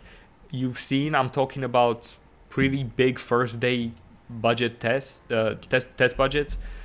In my opinion, you need a few thousands of dollars to make dropshipping work or give it a good shot and cash flow coming in every single month. So easy for me to tell you, go and spend $200 to get in my private group. I don't care to do that at all. If you're ready and you have the money to without struggling, then sure. But that's it, you know. In fact, you see this guy right here who says, see you in Hustler soon. I'm the one who told him to cancel, to get his get back on his feet and be ready to join again when he is actually ready. I didn't want to take his money because I like this guy, and I respect everybody in the group as much as I shit talk them and bully them every single day. I respect them, you know. Understood. I will send you a message after this. I'll update you on a 2-week basis. Hell yeah, man. Of course, do that. I hope it's going well. This guy's got massive potential. He just hasn't caught up with him yet. That's it. Why not reducing your hustler's price for a coupon for this call? See, like, whoever asks stuff like that, honestly, I don't want you to join. You could, now, after you've said this, you can pay me double to join the group. I don't want you in there. It's not the type of guy that I want to, you know, we don't share the same type of mentality. This group, the price for this group has only ever gone up. It's never gone down. It's only gone up. And everyone in the group says it should go up. Because that's the mentality that I want in there. And those people know what it's worth. There are people literally joining with multiple accounts to post in the metrics channels when I give them advice, where I give them advice on ad metrics. Just so people don't kind of put together their stores and stuff like that. They literally join with different accounts and pay on different accounts for that. They don't think, oh no, it's $100, $200 cheaper, whatever discount. They don't think about any of that. Have you seen the results in our group? You guys told me I haven't properly shared my screen initially when I was going through the results.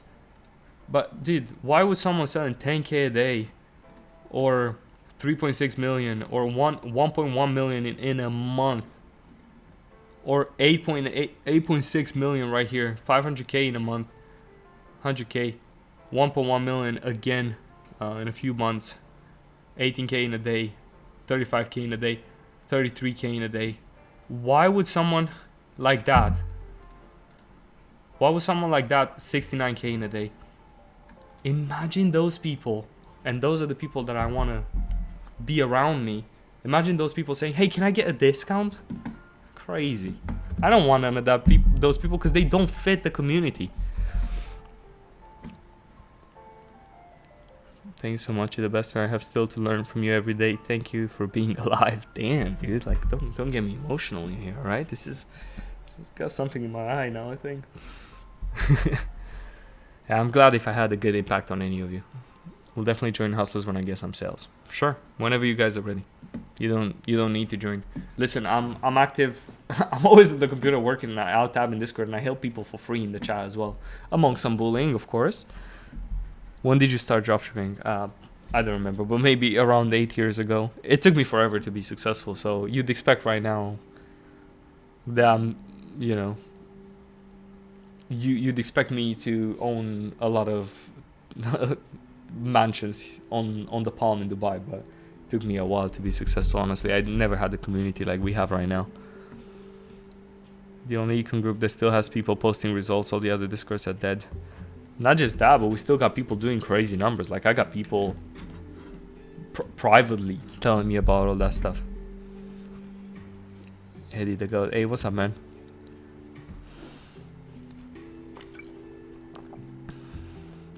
Last time I tested a winner, my ad account got lifted. So I lifted? You mean banned or something? So I changed the ad copy but forgot to add the pixel. So I created a new store. What? You created a new store because you forgot to add your... What is what's going on? Dude, you causing a lot of mess there. Should I look for new products meanwhile? I'm so confused. What actually happened? Just add a pixel to your current store. What's happening?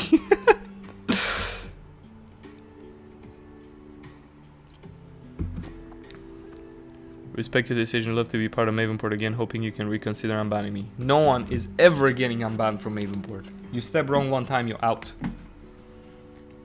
No one's getting unbanned from Mavenport. Look, guys, we have... This is a real number. We have 23,000 people banned. Right now, we could be sitting at 63,000 members. If we had the type of Discord where we don't ban people, because that's what normal people do. They just beef up the numbers. They never ban anyone. We ban people that are literally lowering the quality of the community, or are scammers, or are snakes. We ban them. We have 23,000 bans. It sounds ridiculous. It sounds unreal. That is a real number. That's how many people we ban. More than half. of the actual members, and we're keeping the community high quality, and we just want killers in there, you know. Sure, a few victims that we're bullying, but that's just to keep a healthy balance. But once you're banned, you're out.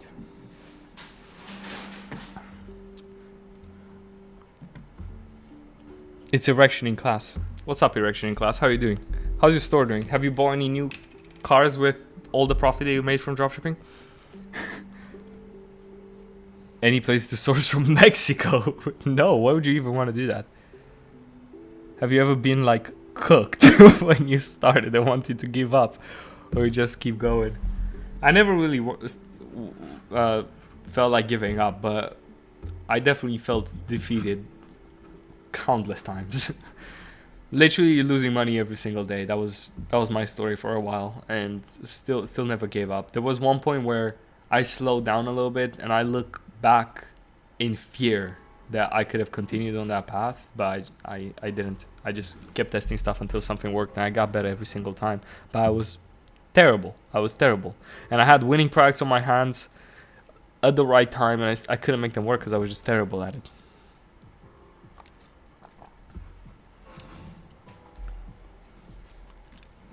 Is 700 enough to start? No, I mean, listen, if you get a little lucky, maybe, but I wouldn't recommend starting with just $700. Sure, you can go on and test the product, but that's about it. If the product works, you're screwed because you're running out of money. Payment processors are going to take a while to pay you, even if your product works. So even then, you're kind of screwed. If it doesn't work out, then maybe you'll have a few hundred left for another shot. Realistically, do you think that's going to work? If you have a few $1,000s ideally, and then cash flow coming in, so every month you can keep refueling those failures that you're inevitably going to experience, then, you know, yeah, for sure.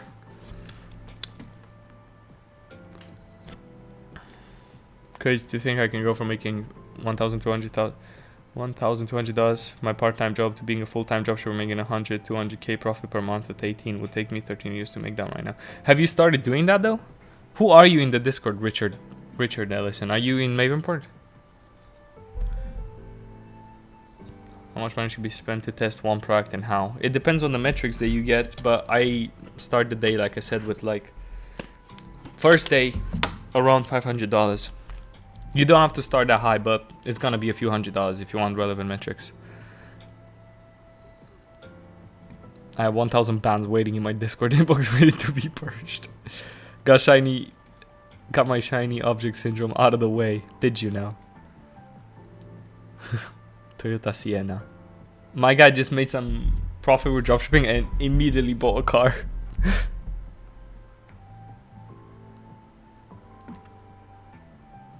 How do you like life in Dubai? Have a plan going back or someplace else? Have you done any fun traveling too? No, I barely travel. I've literally just been sweating my chair trying to make dropshipping work for so long.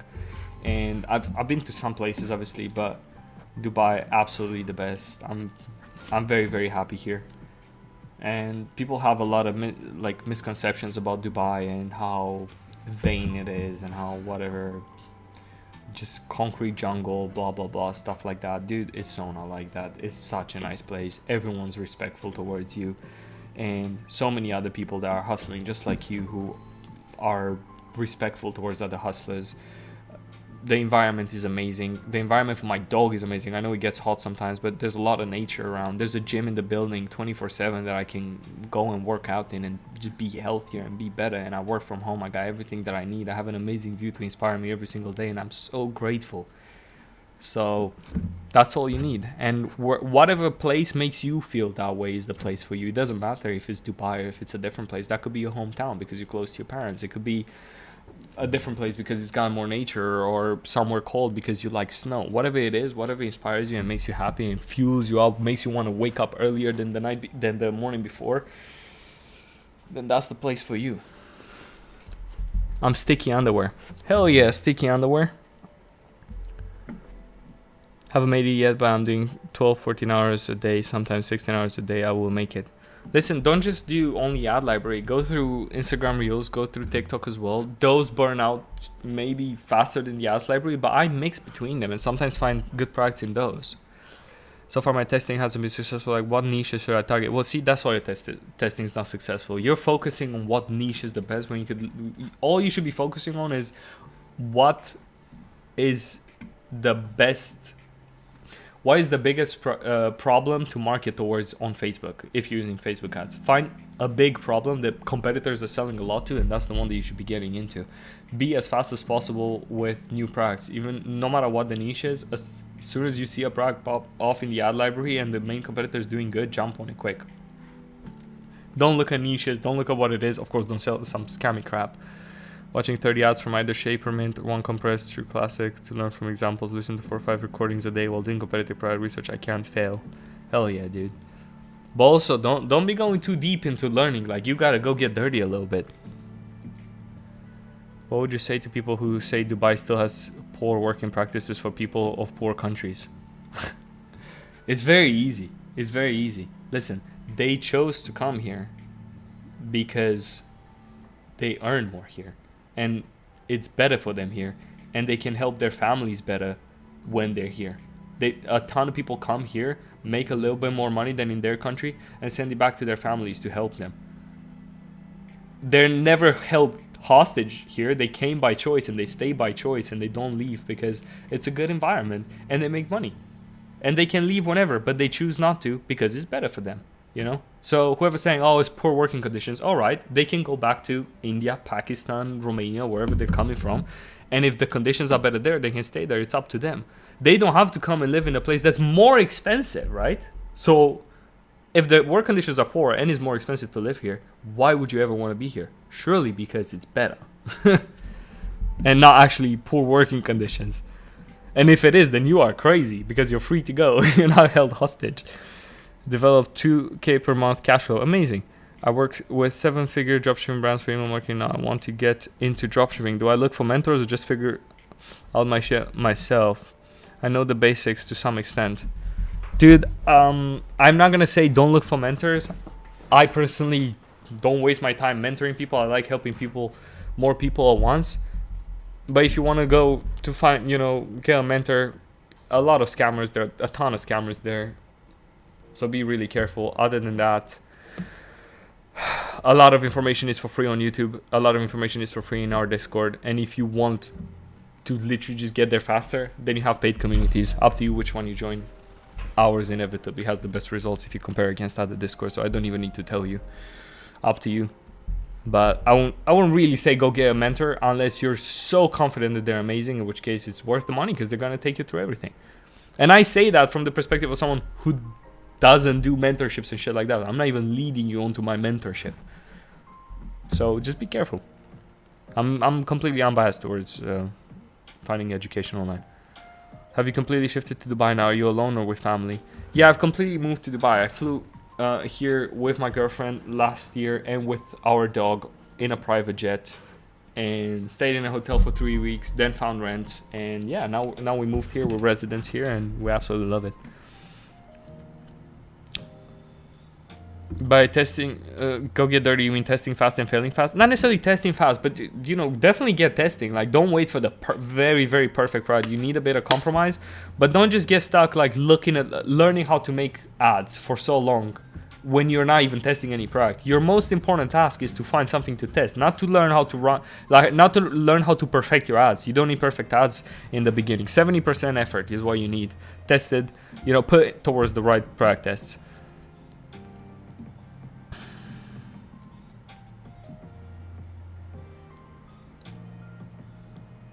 I wish there was some real proof of the conditions since some also say they keep your password for the time you have to work. Yeah, maybe, but like it's completely up to those people, like how long they want to stay here. If they want to work, they can go back to their country whenever.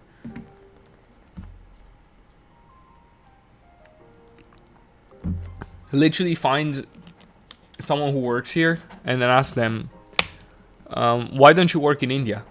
Or where they're from. They're gonna list a bunch of reasons, and you're gonna realize that here is the opposite of that, and that's why they're here, right? Because they found it better, and those bad reasons, they're not available here.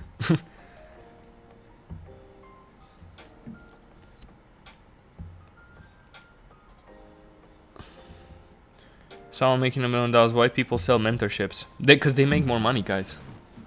Listen, let me tell you exactly how it is with info products online, all right?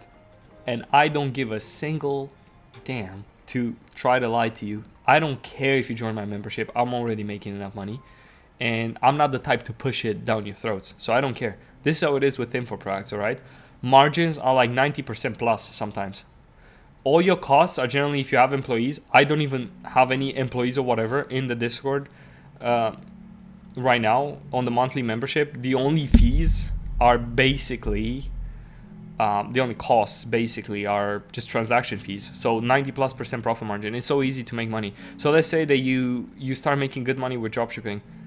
It's so easy for you to now sell some type of info product with it, like teaching people about dropshipping, and you're gonna see that, you know, dropshipping takes like this long. It's such a slow curve to start making money.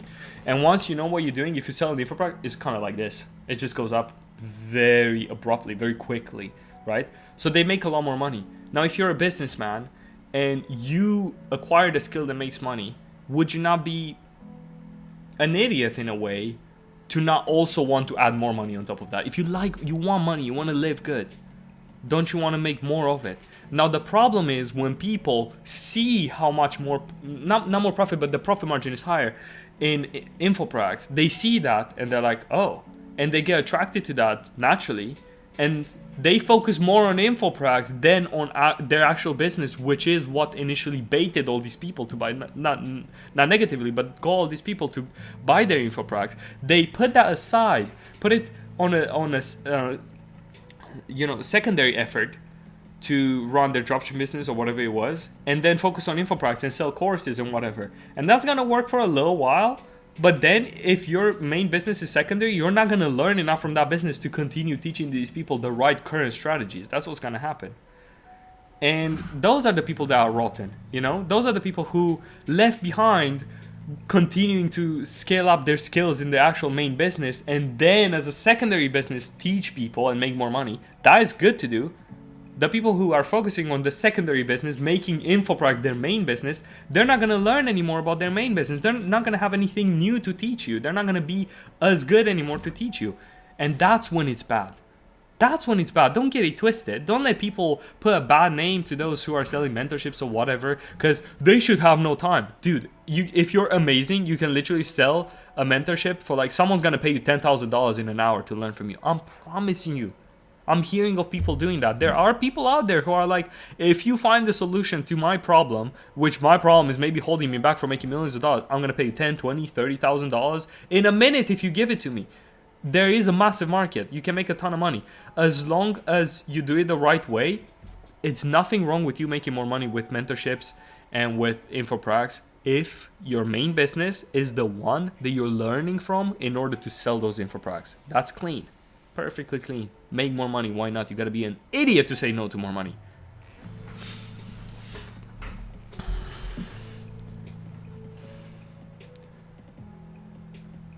Example, if you've seen a product last year but new people running it with 30 ads, would you go for it or maybe do a different angle? So if the competitor is 1 year old and they're only running 30 ads, no, immediate skip. That's gonna be a waste of money most likely. How are you, my guy? That's Luke Gamer. Shopify is now accepting my SS4 document anymore. What am I supposed to do to verify my US address? I can't tell you to. Yeah, kind of hard to say it here in the live stream, you know. But you gotta find some type of proof that you have significant business presence in the US. If you do, I can't go too deep into that, but that's the only way to do it. And if you cannot do it, then you gotta switch payment processors. That's all I can say. Did you talk about the health and wellness stuff? Yes, I have. And to clarify about the health and wellness, just really quickly, won't take long. Server side tracking, very easy to install. I do it through this. This is an affiliate link, by the way, so I'm gonna make money off it, but I'm using it myself. If you install that, basically you're gonna use server-side events to send events to Facebook, and then optimize for those instead of the standard events, which are restricted, and you're gonna make money with it. Simple as that. That's what I use. You can use whatever you want. I don't really give a damn. Do you network with other entrepreneurs in Dubai often? No, not too often. I get messages to hang out with them. I very rarely do because I just kind of like being home and working and hanging out with my girlfriend and my dog. I'm being completely honest, guys. I live with multiple successful entrepreneurs in this building. I run into them. I talk to them. I not too often go out with them. I did make some promises though, so I will have to. But no, it's not my scene going out and kind of wasting time. It depends on the person. I'm very selective about that. Not finding the perfect product to test. Where do you draw the line for taking action and testing products and skipping them? I have a few products that aren't perfect, but I can test them. You know, sometimes I'm personally skeptical. I'm like, is this product gonna work? And sometimes I got so desperate that I tested products like that I didn't believe in. That was a few years ago. I'm still selling one of those products that I didn't believe in initially. I got so desperate, I was like, I gotta just test something. It may, you know, the product was selling good for someone, and that was all the data that was relevant to me. I didn't, just me getting in my own way was the problem at that point. So I'm not saying kind of trash spam test products, but be selective for sure. But you know, just as make it as new as possible. As new as possible is kind of the most important. Have you met any hustlers in real life? I think so, a few, but not intentionally. Kind of ran into them, and they're like, "Oh, you're Eddie, right?" I'm like, "Yeah." I actually met someone just recently, but I'm very rarely by choice, because like I said, I don't often go out with people. I did a few weeks back on purpose, go out with someone, but like, yeah, just kind of run into people every now and then here. I know more people here actually than back in Romania. Fifth time asking this. How do we determine which product to test and how much we should spend on testing? What's the best strategy to test it? See, the issue is I've answered this very clearly, and you know, I'm not gonna bore people answering it again. It's somewhere at the beginning of the Q&A, I think, and you can probably watch it back if it's stored here on YouTube. I don't really know if it is. What product can I sell? That also was answered earlier in the Q&A. And how to find products. I really have very transparently explained how I look for products without gatekeeping or whatever. I really have throughout this Q&A. So I gotta focus on new questions, and I'm probably gonna go soon. I've been here forever now. Damn. Ever plan on doing a mastermind with hustlers? People have been asking about that consistently since before I even moved to Dubai. So maybe Dubai is the best place to do it. I will probably do it at some point. Again, I'll be very selective because, yeah, there are a few hundred hustlers. I'm not going to meet everybody. I'm going to meet people who I trust, and I want to network with people who I trust. And, you know, that the networking is going to be most likely us talking shit and having fun, and then also discussing some strategies. But I don't want to do that with anyone who I don't trust. So I'm going to be very, very selective. A lot of snakes out there. Native language, English or Romanian? Romanian. Can you speak Romanian? Just a sentence. No, I'm not going to do that. Erection in class is asking if he's invited. Of course, dude. Of course, you would be one of the ones. You know, you'd be one of the ones for sure. All right, guys. Let me know if you have any more questions, because I'm gonna go soon after just answering your last few questions. If you have anything else. In the meantime, you'd be absolutely crazy not to join Mavenport for free. This is me promoting the Discord now, but how could I not? Because it truly is the best for you. So, if you want to join Mavenport, it is free. You don't need to join the private group. If you want to do that, up to you. That's where the killers are. But what's the link? Discord.gg/Maven.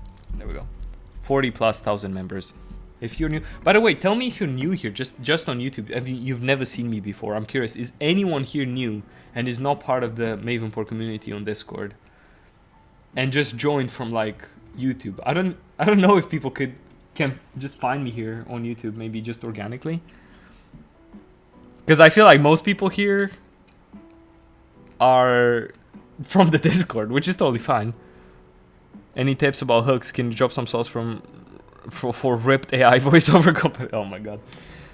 Your hooks should call out the audience and mention the problem and give hope. So fix back pain in next time type of stuff, you know? If your hook kind of calls out the audience, Facebook's gonna find it significantly easier to find your customers. So in the hook, immediately talk about the problem and call out the audience. That's the most important thing you can do in your hooks, and find different approaches to do that. Every script I write has about 7 hooks or so. 4-7 hooks. That's how I end up with 4-7 ads generally. How's Blue doing? He's really good. He's in here somewhere. I don't even know where he is, but he's in here with me somewhere. Oh yeah, he's right there, melted on the floor. Maven Port, baby. Hell yeah, you already know. I need to be invited. I don't know if we're inviting you, FT. I don't know if you're invited in the, because we don't want fat people in there. I'll say it, We only want fit people in there.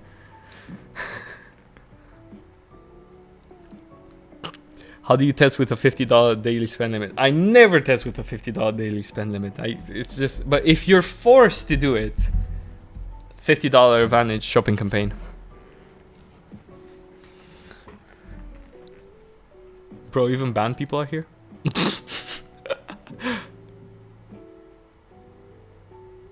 How many paid people in MVP? A few hundred. I'm down $400 a month. I'm down to $400 a month. What are you talking about? That's how much you're making in a month? 400 euros. That's how much I used to make. But I got 3.6k saved up and 5 years experience in dropshipping. I lost all my money with some poor ass coaching. Do you think I stand a chance by joining MVP? With the experience that you have, as long as you're not narrow-minded, because listen, 5 years, in 5 years, you should have a lot more wins right now. You should be having a lot more money in 5 years. So you're making some poor choices for sure. I don't want to tell you join the private group and do whatever, because it's completely up to you. But you have enough money to do it. 400 euros a month is a bit on the low side, honestly. You have 3.6k saved up though, which is good. All that matters is that you're not narrow-minded when you're making some poor decisions for sure along the way for you to have 5 years of experience and no more wins. Can you stand up and turn around? Why would I do that? I definitely can, but what? How many angles do you test with? If I want to be really thorough, 3 different batches of ads or more. So 3 different angles, or maybe not even angles necessarily, but kind of 3 different, approaching 3 different demographics maybe or so. But you can start with just one if you don't want to be that thorough, and that's good because you just get to it faster. You find out if the product works, has some promise, and then you go from there. But if you really want to be thorough, you attack from different angles, or you attack different demographics. Thank you so much for the time. I can see we started the day. It's night behind you. Yeah, let me see. Oh damn, yeah, it got really dark. Oh shit, I was still sharing my screen. It got really dark. You can't be serious. Can't be serious about what? Come on, tell me. Tell me, FT. What can I not be serious about? That you're not invited because you're not fit? Is that the case? Guys, have you seen our boy Floppy Tits in here? Oof. He's really being a little loose when it comes to eating junk food, Got a little fat lately. He looks like a deflated Michelin man. Where do you think Neurobrand went? I don't really know. Maybe it didn't work out for them anymore. Maybe they sold and the owner didn't know how to run it no more. I don't really know. Organic ads good. Organic ads, there's no such thing. There's no such thing as organic ads. I'm home 24 hours a day. I'm joining MVP now and working my ass off. Dude, completely up to you. Understand you're taking a risk, but I'll be there to help you through it. Just because that's what I do with everybody who's in the group. What's a good amount of cash flow to get monthly considering weekly tests, assets, and so MVP subscription? I wouldn't do weekly tests. Again, I'm being super selective. Guys, I'm honest when I'm telling you, I'm testing a few products a year. It used to be like 10 products a year or so. Now it's less, literally, because, my strategy is a little different, but for you, it should be around 10 or 15 maybe, or 20, around then, but not too many. So it's not going to be a few products a week. That's crazy, because that means you're testing a bunch of junk that's not going to work out. but good amount of cash flow. Should have a few $1,000s a month and at least 1,000 coming in a month. Honestly, if everything that's less than that, you're taking a bigger risk and you could go down and not really afford to, I don't know, freaking survive at that point anymore. So that's me being honest, you know? So easy for me. Listen, it's so easy for me to look at like 63 people left here watching from the beginning. That's crazy. All the real ones stay till the end. So easy for me to take these people who are clearly engaged right now, talking in the chat and stuff, and convert them to join the paid subscription. I don't want to do any of that. Just calculate your risk. Don't join unless you have some cash flow coming in. And it's about your risk tolerance. And if you are willing to go all in. And if you're not ready and you want to have a more comfortable and more composed approach, I support that. You should have cash flow coming in at least $1,000 a month because you're going to lose so much money. That's the case. You join the subscription or not, the reality is you're going to lose a bunch of money. You're just going to get to success faster if you have the right information. That's it. Bro shaped like a deflated tire. He's talking to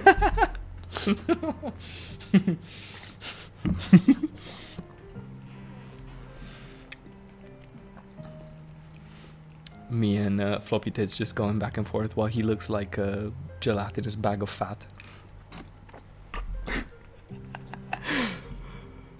How did you at the start of your journey analyze your creatives and improve? Dude, at the start of my journey, I just used to rip them all, you know? And I was like, oh, why am I failing? And then I stopped ripping them, I started editing them a little bit. And every single failed test, I would just edit them a little better. I would understand like a little better. So I got from the point where my ads weren't really converting because I was terrible, like all of you are at the beginning.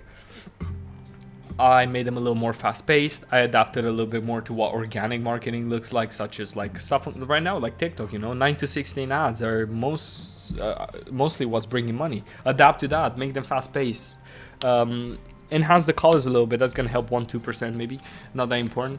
And very, very important, what someone asked earlier, use the hooks to help Facebook target the right audience. Bring the problem up in the hook so you can call out the audience. Just all stuff like this, just little improvements along the way.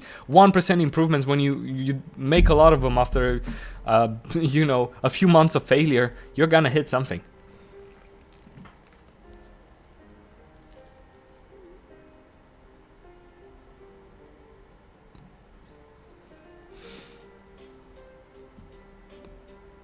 I'm skipping through some questions there. I'm like, they're kind of confusing, so I'm sorry about that.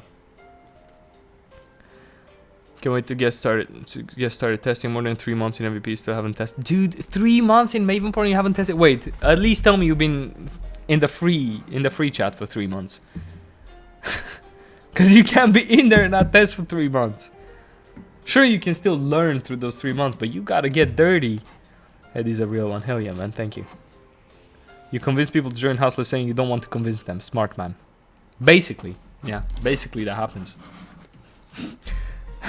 That's what basically happens. Listen, honestly, just simple advice. When you're loose with it and you're like not trying too hard to tell people to buy your shit and you don't depend on it, that energy comes off you as authenticity, and people like that. People don't want to buy from some desperate guy. They don't want to buy the subscription from some desperate guy who's like, who needs them. Because if he needs them, then something's wrong. He should be making enough money without them. But when you're kind of indifferent about it, which I naturally am, it's kind of happen. Of course, I would prefer that I make more money from it, but I don't depend on it, and people appreciate that. It's as simple as that. Call it smart or real. It's both of those. Who do you look up to? Anyone successful. Anyone successful in a certain field. I try to learn from. I don't know someone specifically right now. I don't know someone specifically. Just anyone who's doing amazing. I look up to them as long as they're legit and they're not freaking scammers. Worth testing a product that solves a problem but is old and not trendy even on Amazon. The problem it solves has many ads in the Facebook ads library. No, most likely it's gonna fail. Unless you're absolutely amazing and you're gonna make better and different ads. No, and most likely you're not amazing and you're gonna make better and different ads. How people bring random TikTok shop price with the same videos organic and seems to be working for them, used by the competitors. As long as they solve some type of problem, they're new on Facebook, there's a chance they'll work, you know? It's not a bad way to find products. It's just you have a little less data because you don't have anyone that's showing you on Facebook this is working on Facebook. That's the clearest data you can have. You don't have that, so you're taking a bigger risk, but that doesn't mean they're not going to work as long as you're new, and you are going to be if you're the first. What happened with Samuel Nuha? True? I don't know if it's true. What happened in Dubai? Enough with his rumors. I don't know. Just don't believe anyone on the internet. Just learn from it whether it's true or not, but I don't know if it's true. I'm not going to speak on it because that would be kind of silly of me, right? I don't know what happened. I wasn't there. Thankfully. Would you say even as a beginner we should use a Vanish shopping campaign instead of a CBO? Yes, of course. Don't join hustlers. You will lose everything. That's right. Direction in class. You already know. So if I'm gonna test 3 angles, what's best? ABO with 3 assets, each asset 1 angle? CBO? Dude, I said 1 at a time, and I explained the testing strategy at the beginning of this. You haven't been paying attention, Mohammad Imran. What precautions to take when running ads on Meta not to get banned? Warm up. Start with page likes, engagement, ads, and then after like a few days, start with low budget purchase ads to warm up your ad accounts. You're less likely to get banned. Never impossible to get banned. So it's never, you can't avoid it fully. You can just make it less likely. And when you get banned, you appeal. If you don't get it back, you move on. Just the game. And at some point, you're gonna gather enough assets to be able to run ads consistently and build some history and get banned less. That's just how it is realistically. All right, you're gonna lose money on this. So that's the truth. Join late. I think this video is gonna be on the channel. I hope so. I think this has been a pretty good Q&A, honestly. So I hope it's gonna be on the channel because I think it's gonna help a bunch of people, honestly. If you join MVP, you gotta have tough skin. He roasted me for 20 minutes on just a headline. He had the dumbest, dude. This guy had the dumbest title, like a description title for like a paragraph in his product description. It was so dumb. Damn. And listen, I'm not gonna hold back. If you do something stupid, not only am I gonna bully the shit out of you for ages, everyone's gonna jump on you too. So if you're not in for that, then definitely don't be joining. But listen, don't tell me that didn't help you. Don't tell me that didn't show you how stupid it was. And then don't tell me that's not going to make it significantly less likely for you to do that shit again, you know? Like, for sure you learned from that session.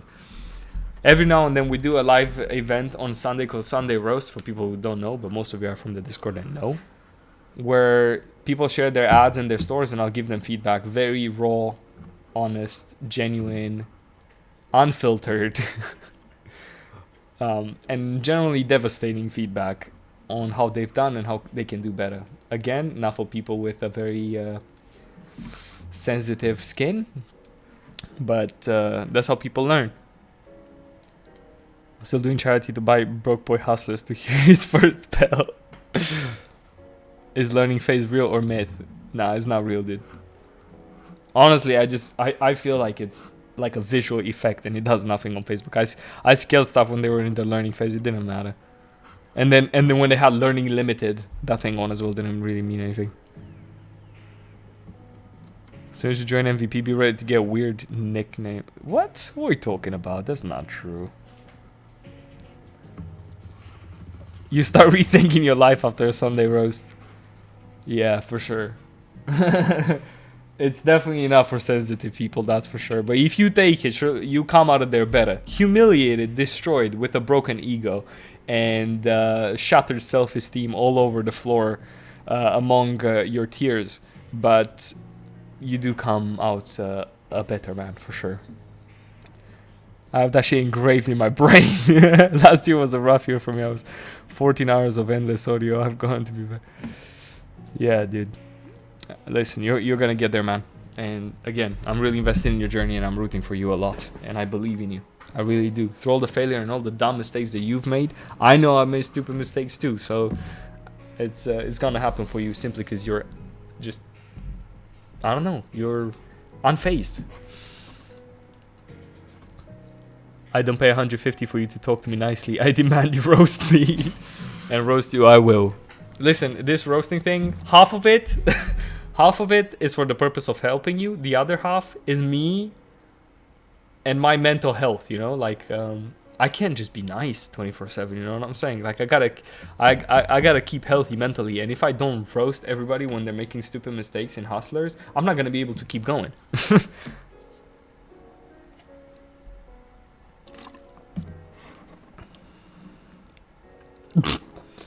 Is it true the broke boy with no shoes has joined Hustlers multiple times and tested a cat cream product? Why does he suck? What the hell?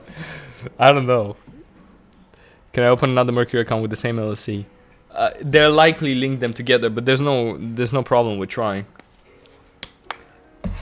Leave broke boy alone is my favorite person. Floppy Tits 2025 is the year of comeback. Yeah, I hope so. Rooting for him.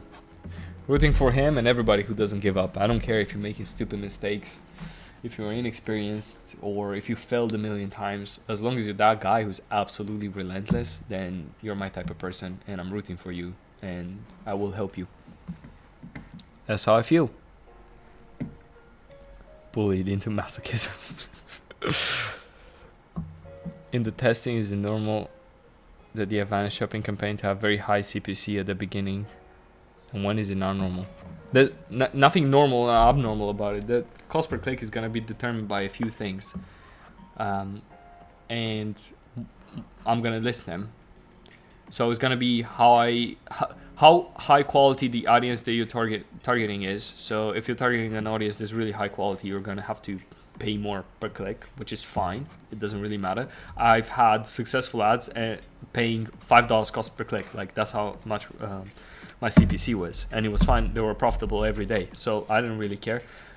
Other than that, they're determined by how much people engage with your ad. If a lot of people engage with your ad, Facebook's going to see that as good content. Their priority is not to keep you on the platform, but to keep their users on the platform, because it's those people who, keep the platform going. It's those people who make the advertisers keep paying for ads. If they're gone, then advertisers are gone. So you're not the priority as an advertiser, is the user. If the user is engaging with the ad, you're going to get lower CPCs.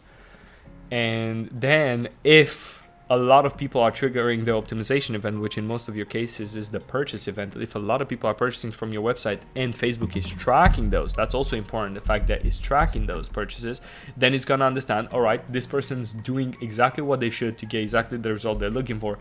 And Facebook's again going to support you with, not necessarily cheaper costs, but convenient costs for what you're looking for.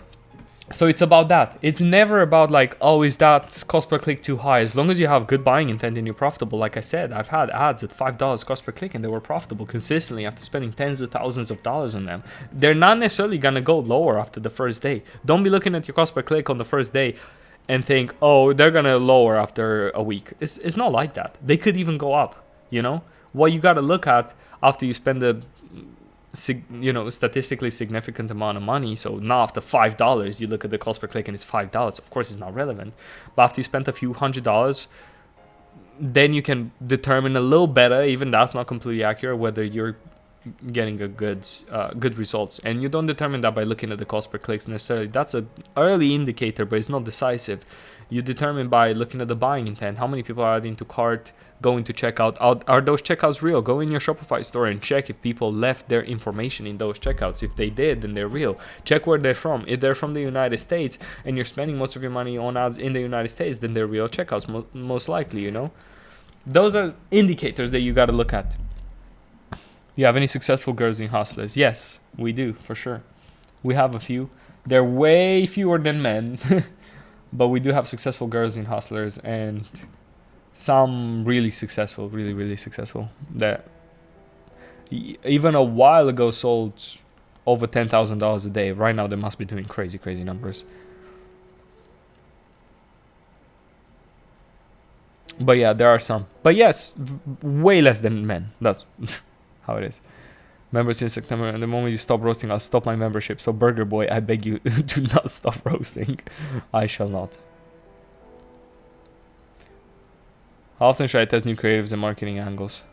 Whenever you can think of a new concept, so a creative that's not just replicating what you already have, you should test them. But you should not spam test. I have winning creatives that have been spending on Facebook, still running mainly those creatives for more than a year. All these people telling you on Twitter to spam test creatives because that's the most important thing, that's such crap. You don't need to do that. Whenever you come up with new concepts, something different that you want to test out, a new answer that you're trying to get from Facebook, like, is this working? Because you already know that, I don't know, let's say you already know that 20-second ad that's talking in a friendly way about a dress is working.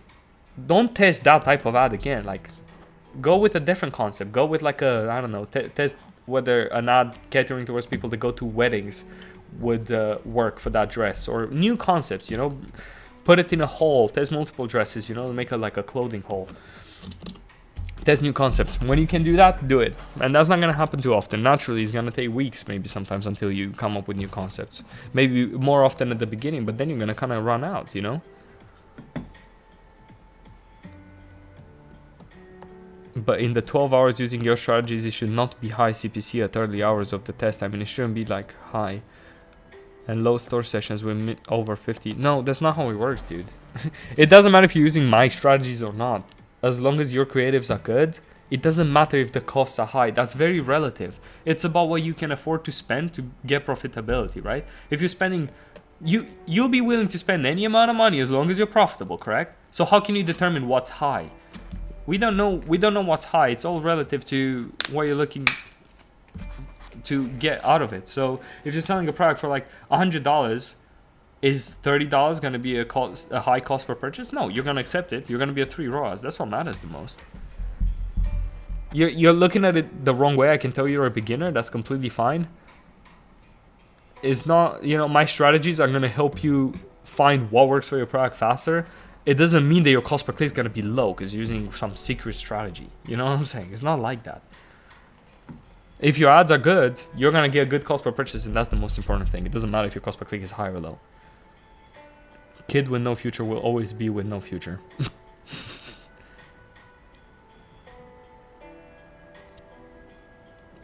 What if my pixel purchase event is inactive but my add to cart is active? How do I fix it? Well, it depends. Why is it inactive? Have you gotten purchases? If you have, then it's not installed correctly. You should install it very easily by just adding your Facebook channel to your Shopify store. Very simple. If it's inactive initially because you got no purchases, there's no problem with that. How many pixels per store? Just one. What are your store's Trustpilot scores? I don't know. Are you doing the tests with CBO or are you still using ABO? I'm using ABOs, Advanced Shopping Campaigns, and cost caps.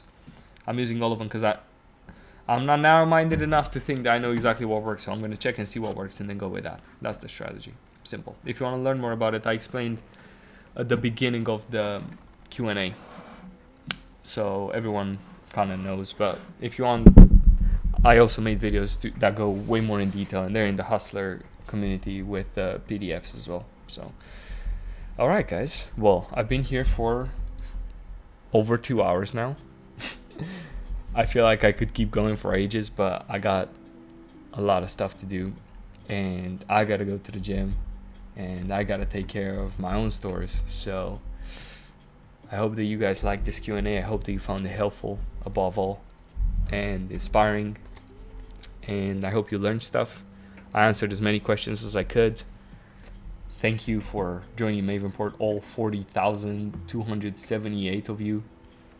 And I think we're the best community. Hope you enjoy it. Hope you don't have a sensitive skin and you accept the bullying in favor of learning and getting better and becoming successful, because Mavenport's for sure the place to do it and the right environment and the best place to learn. So thanks for joining the Q&A. Hope you liked it, and I'll see you in Mavenport Discord later. How do I turn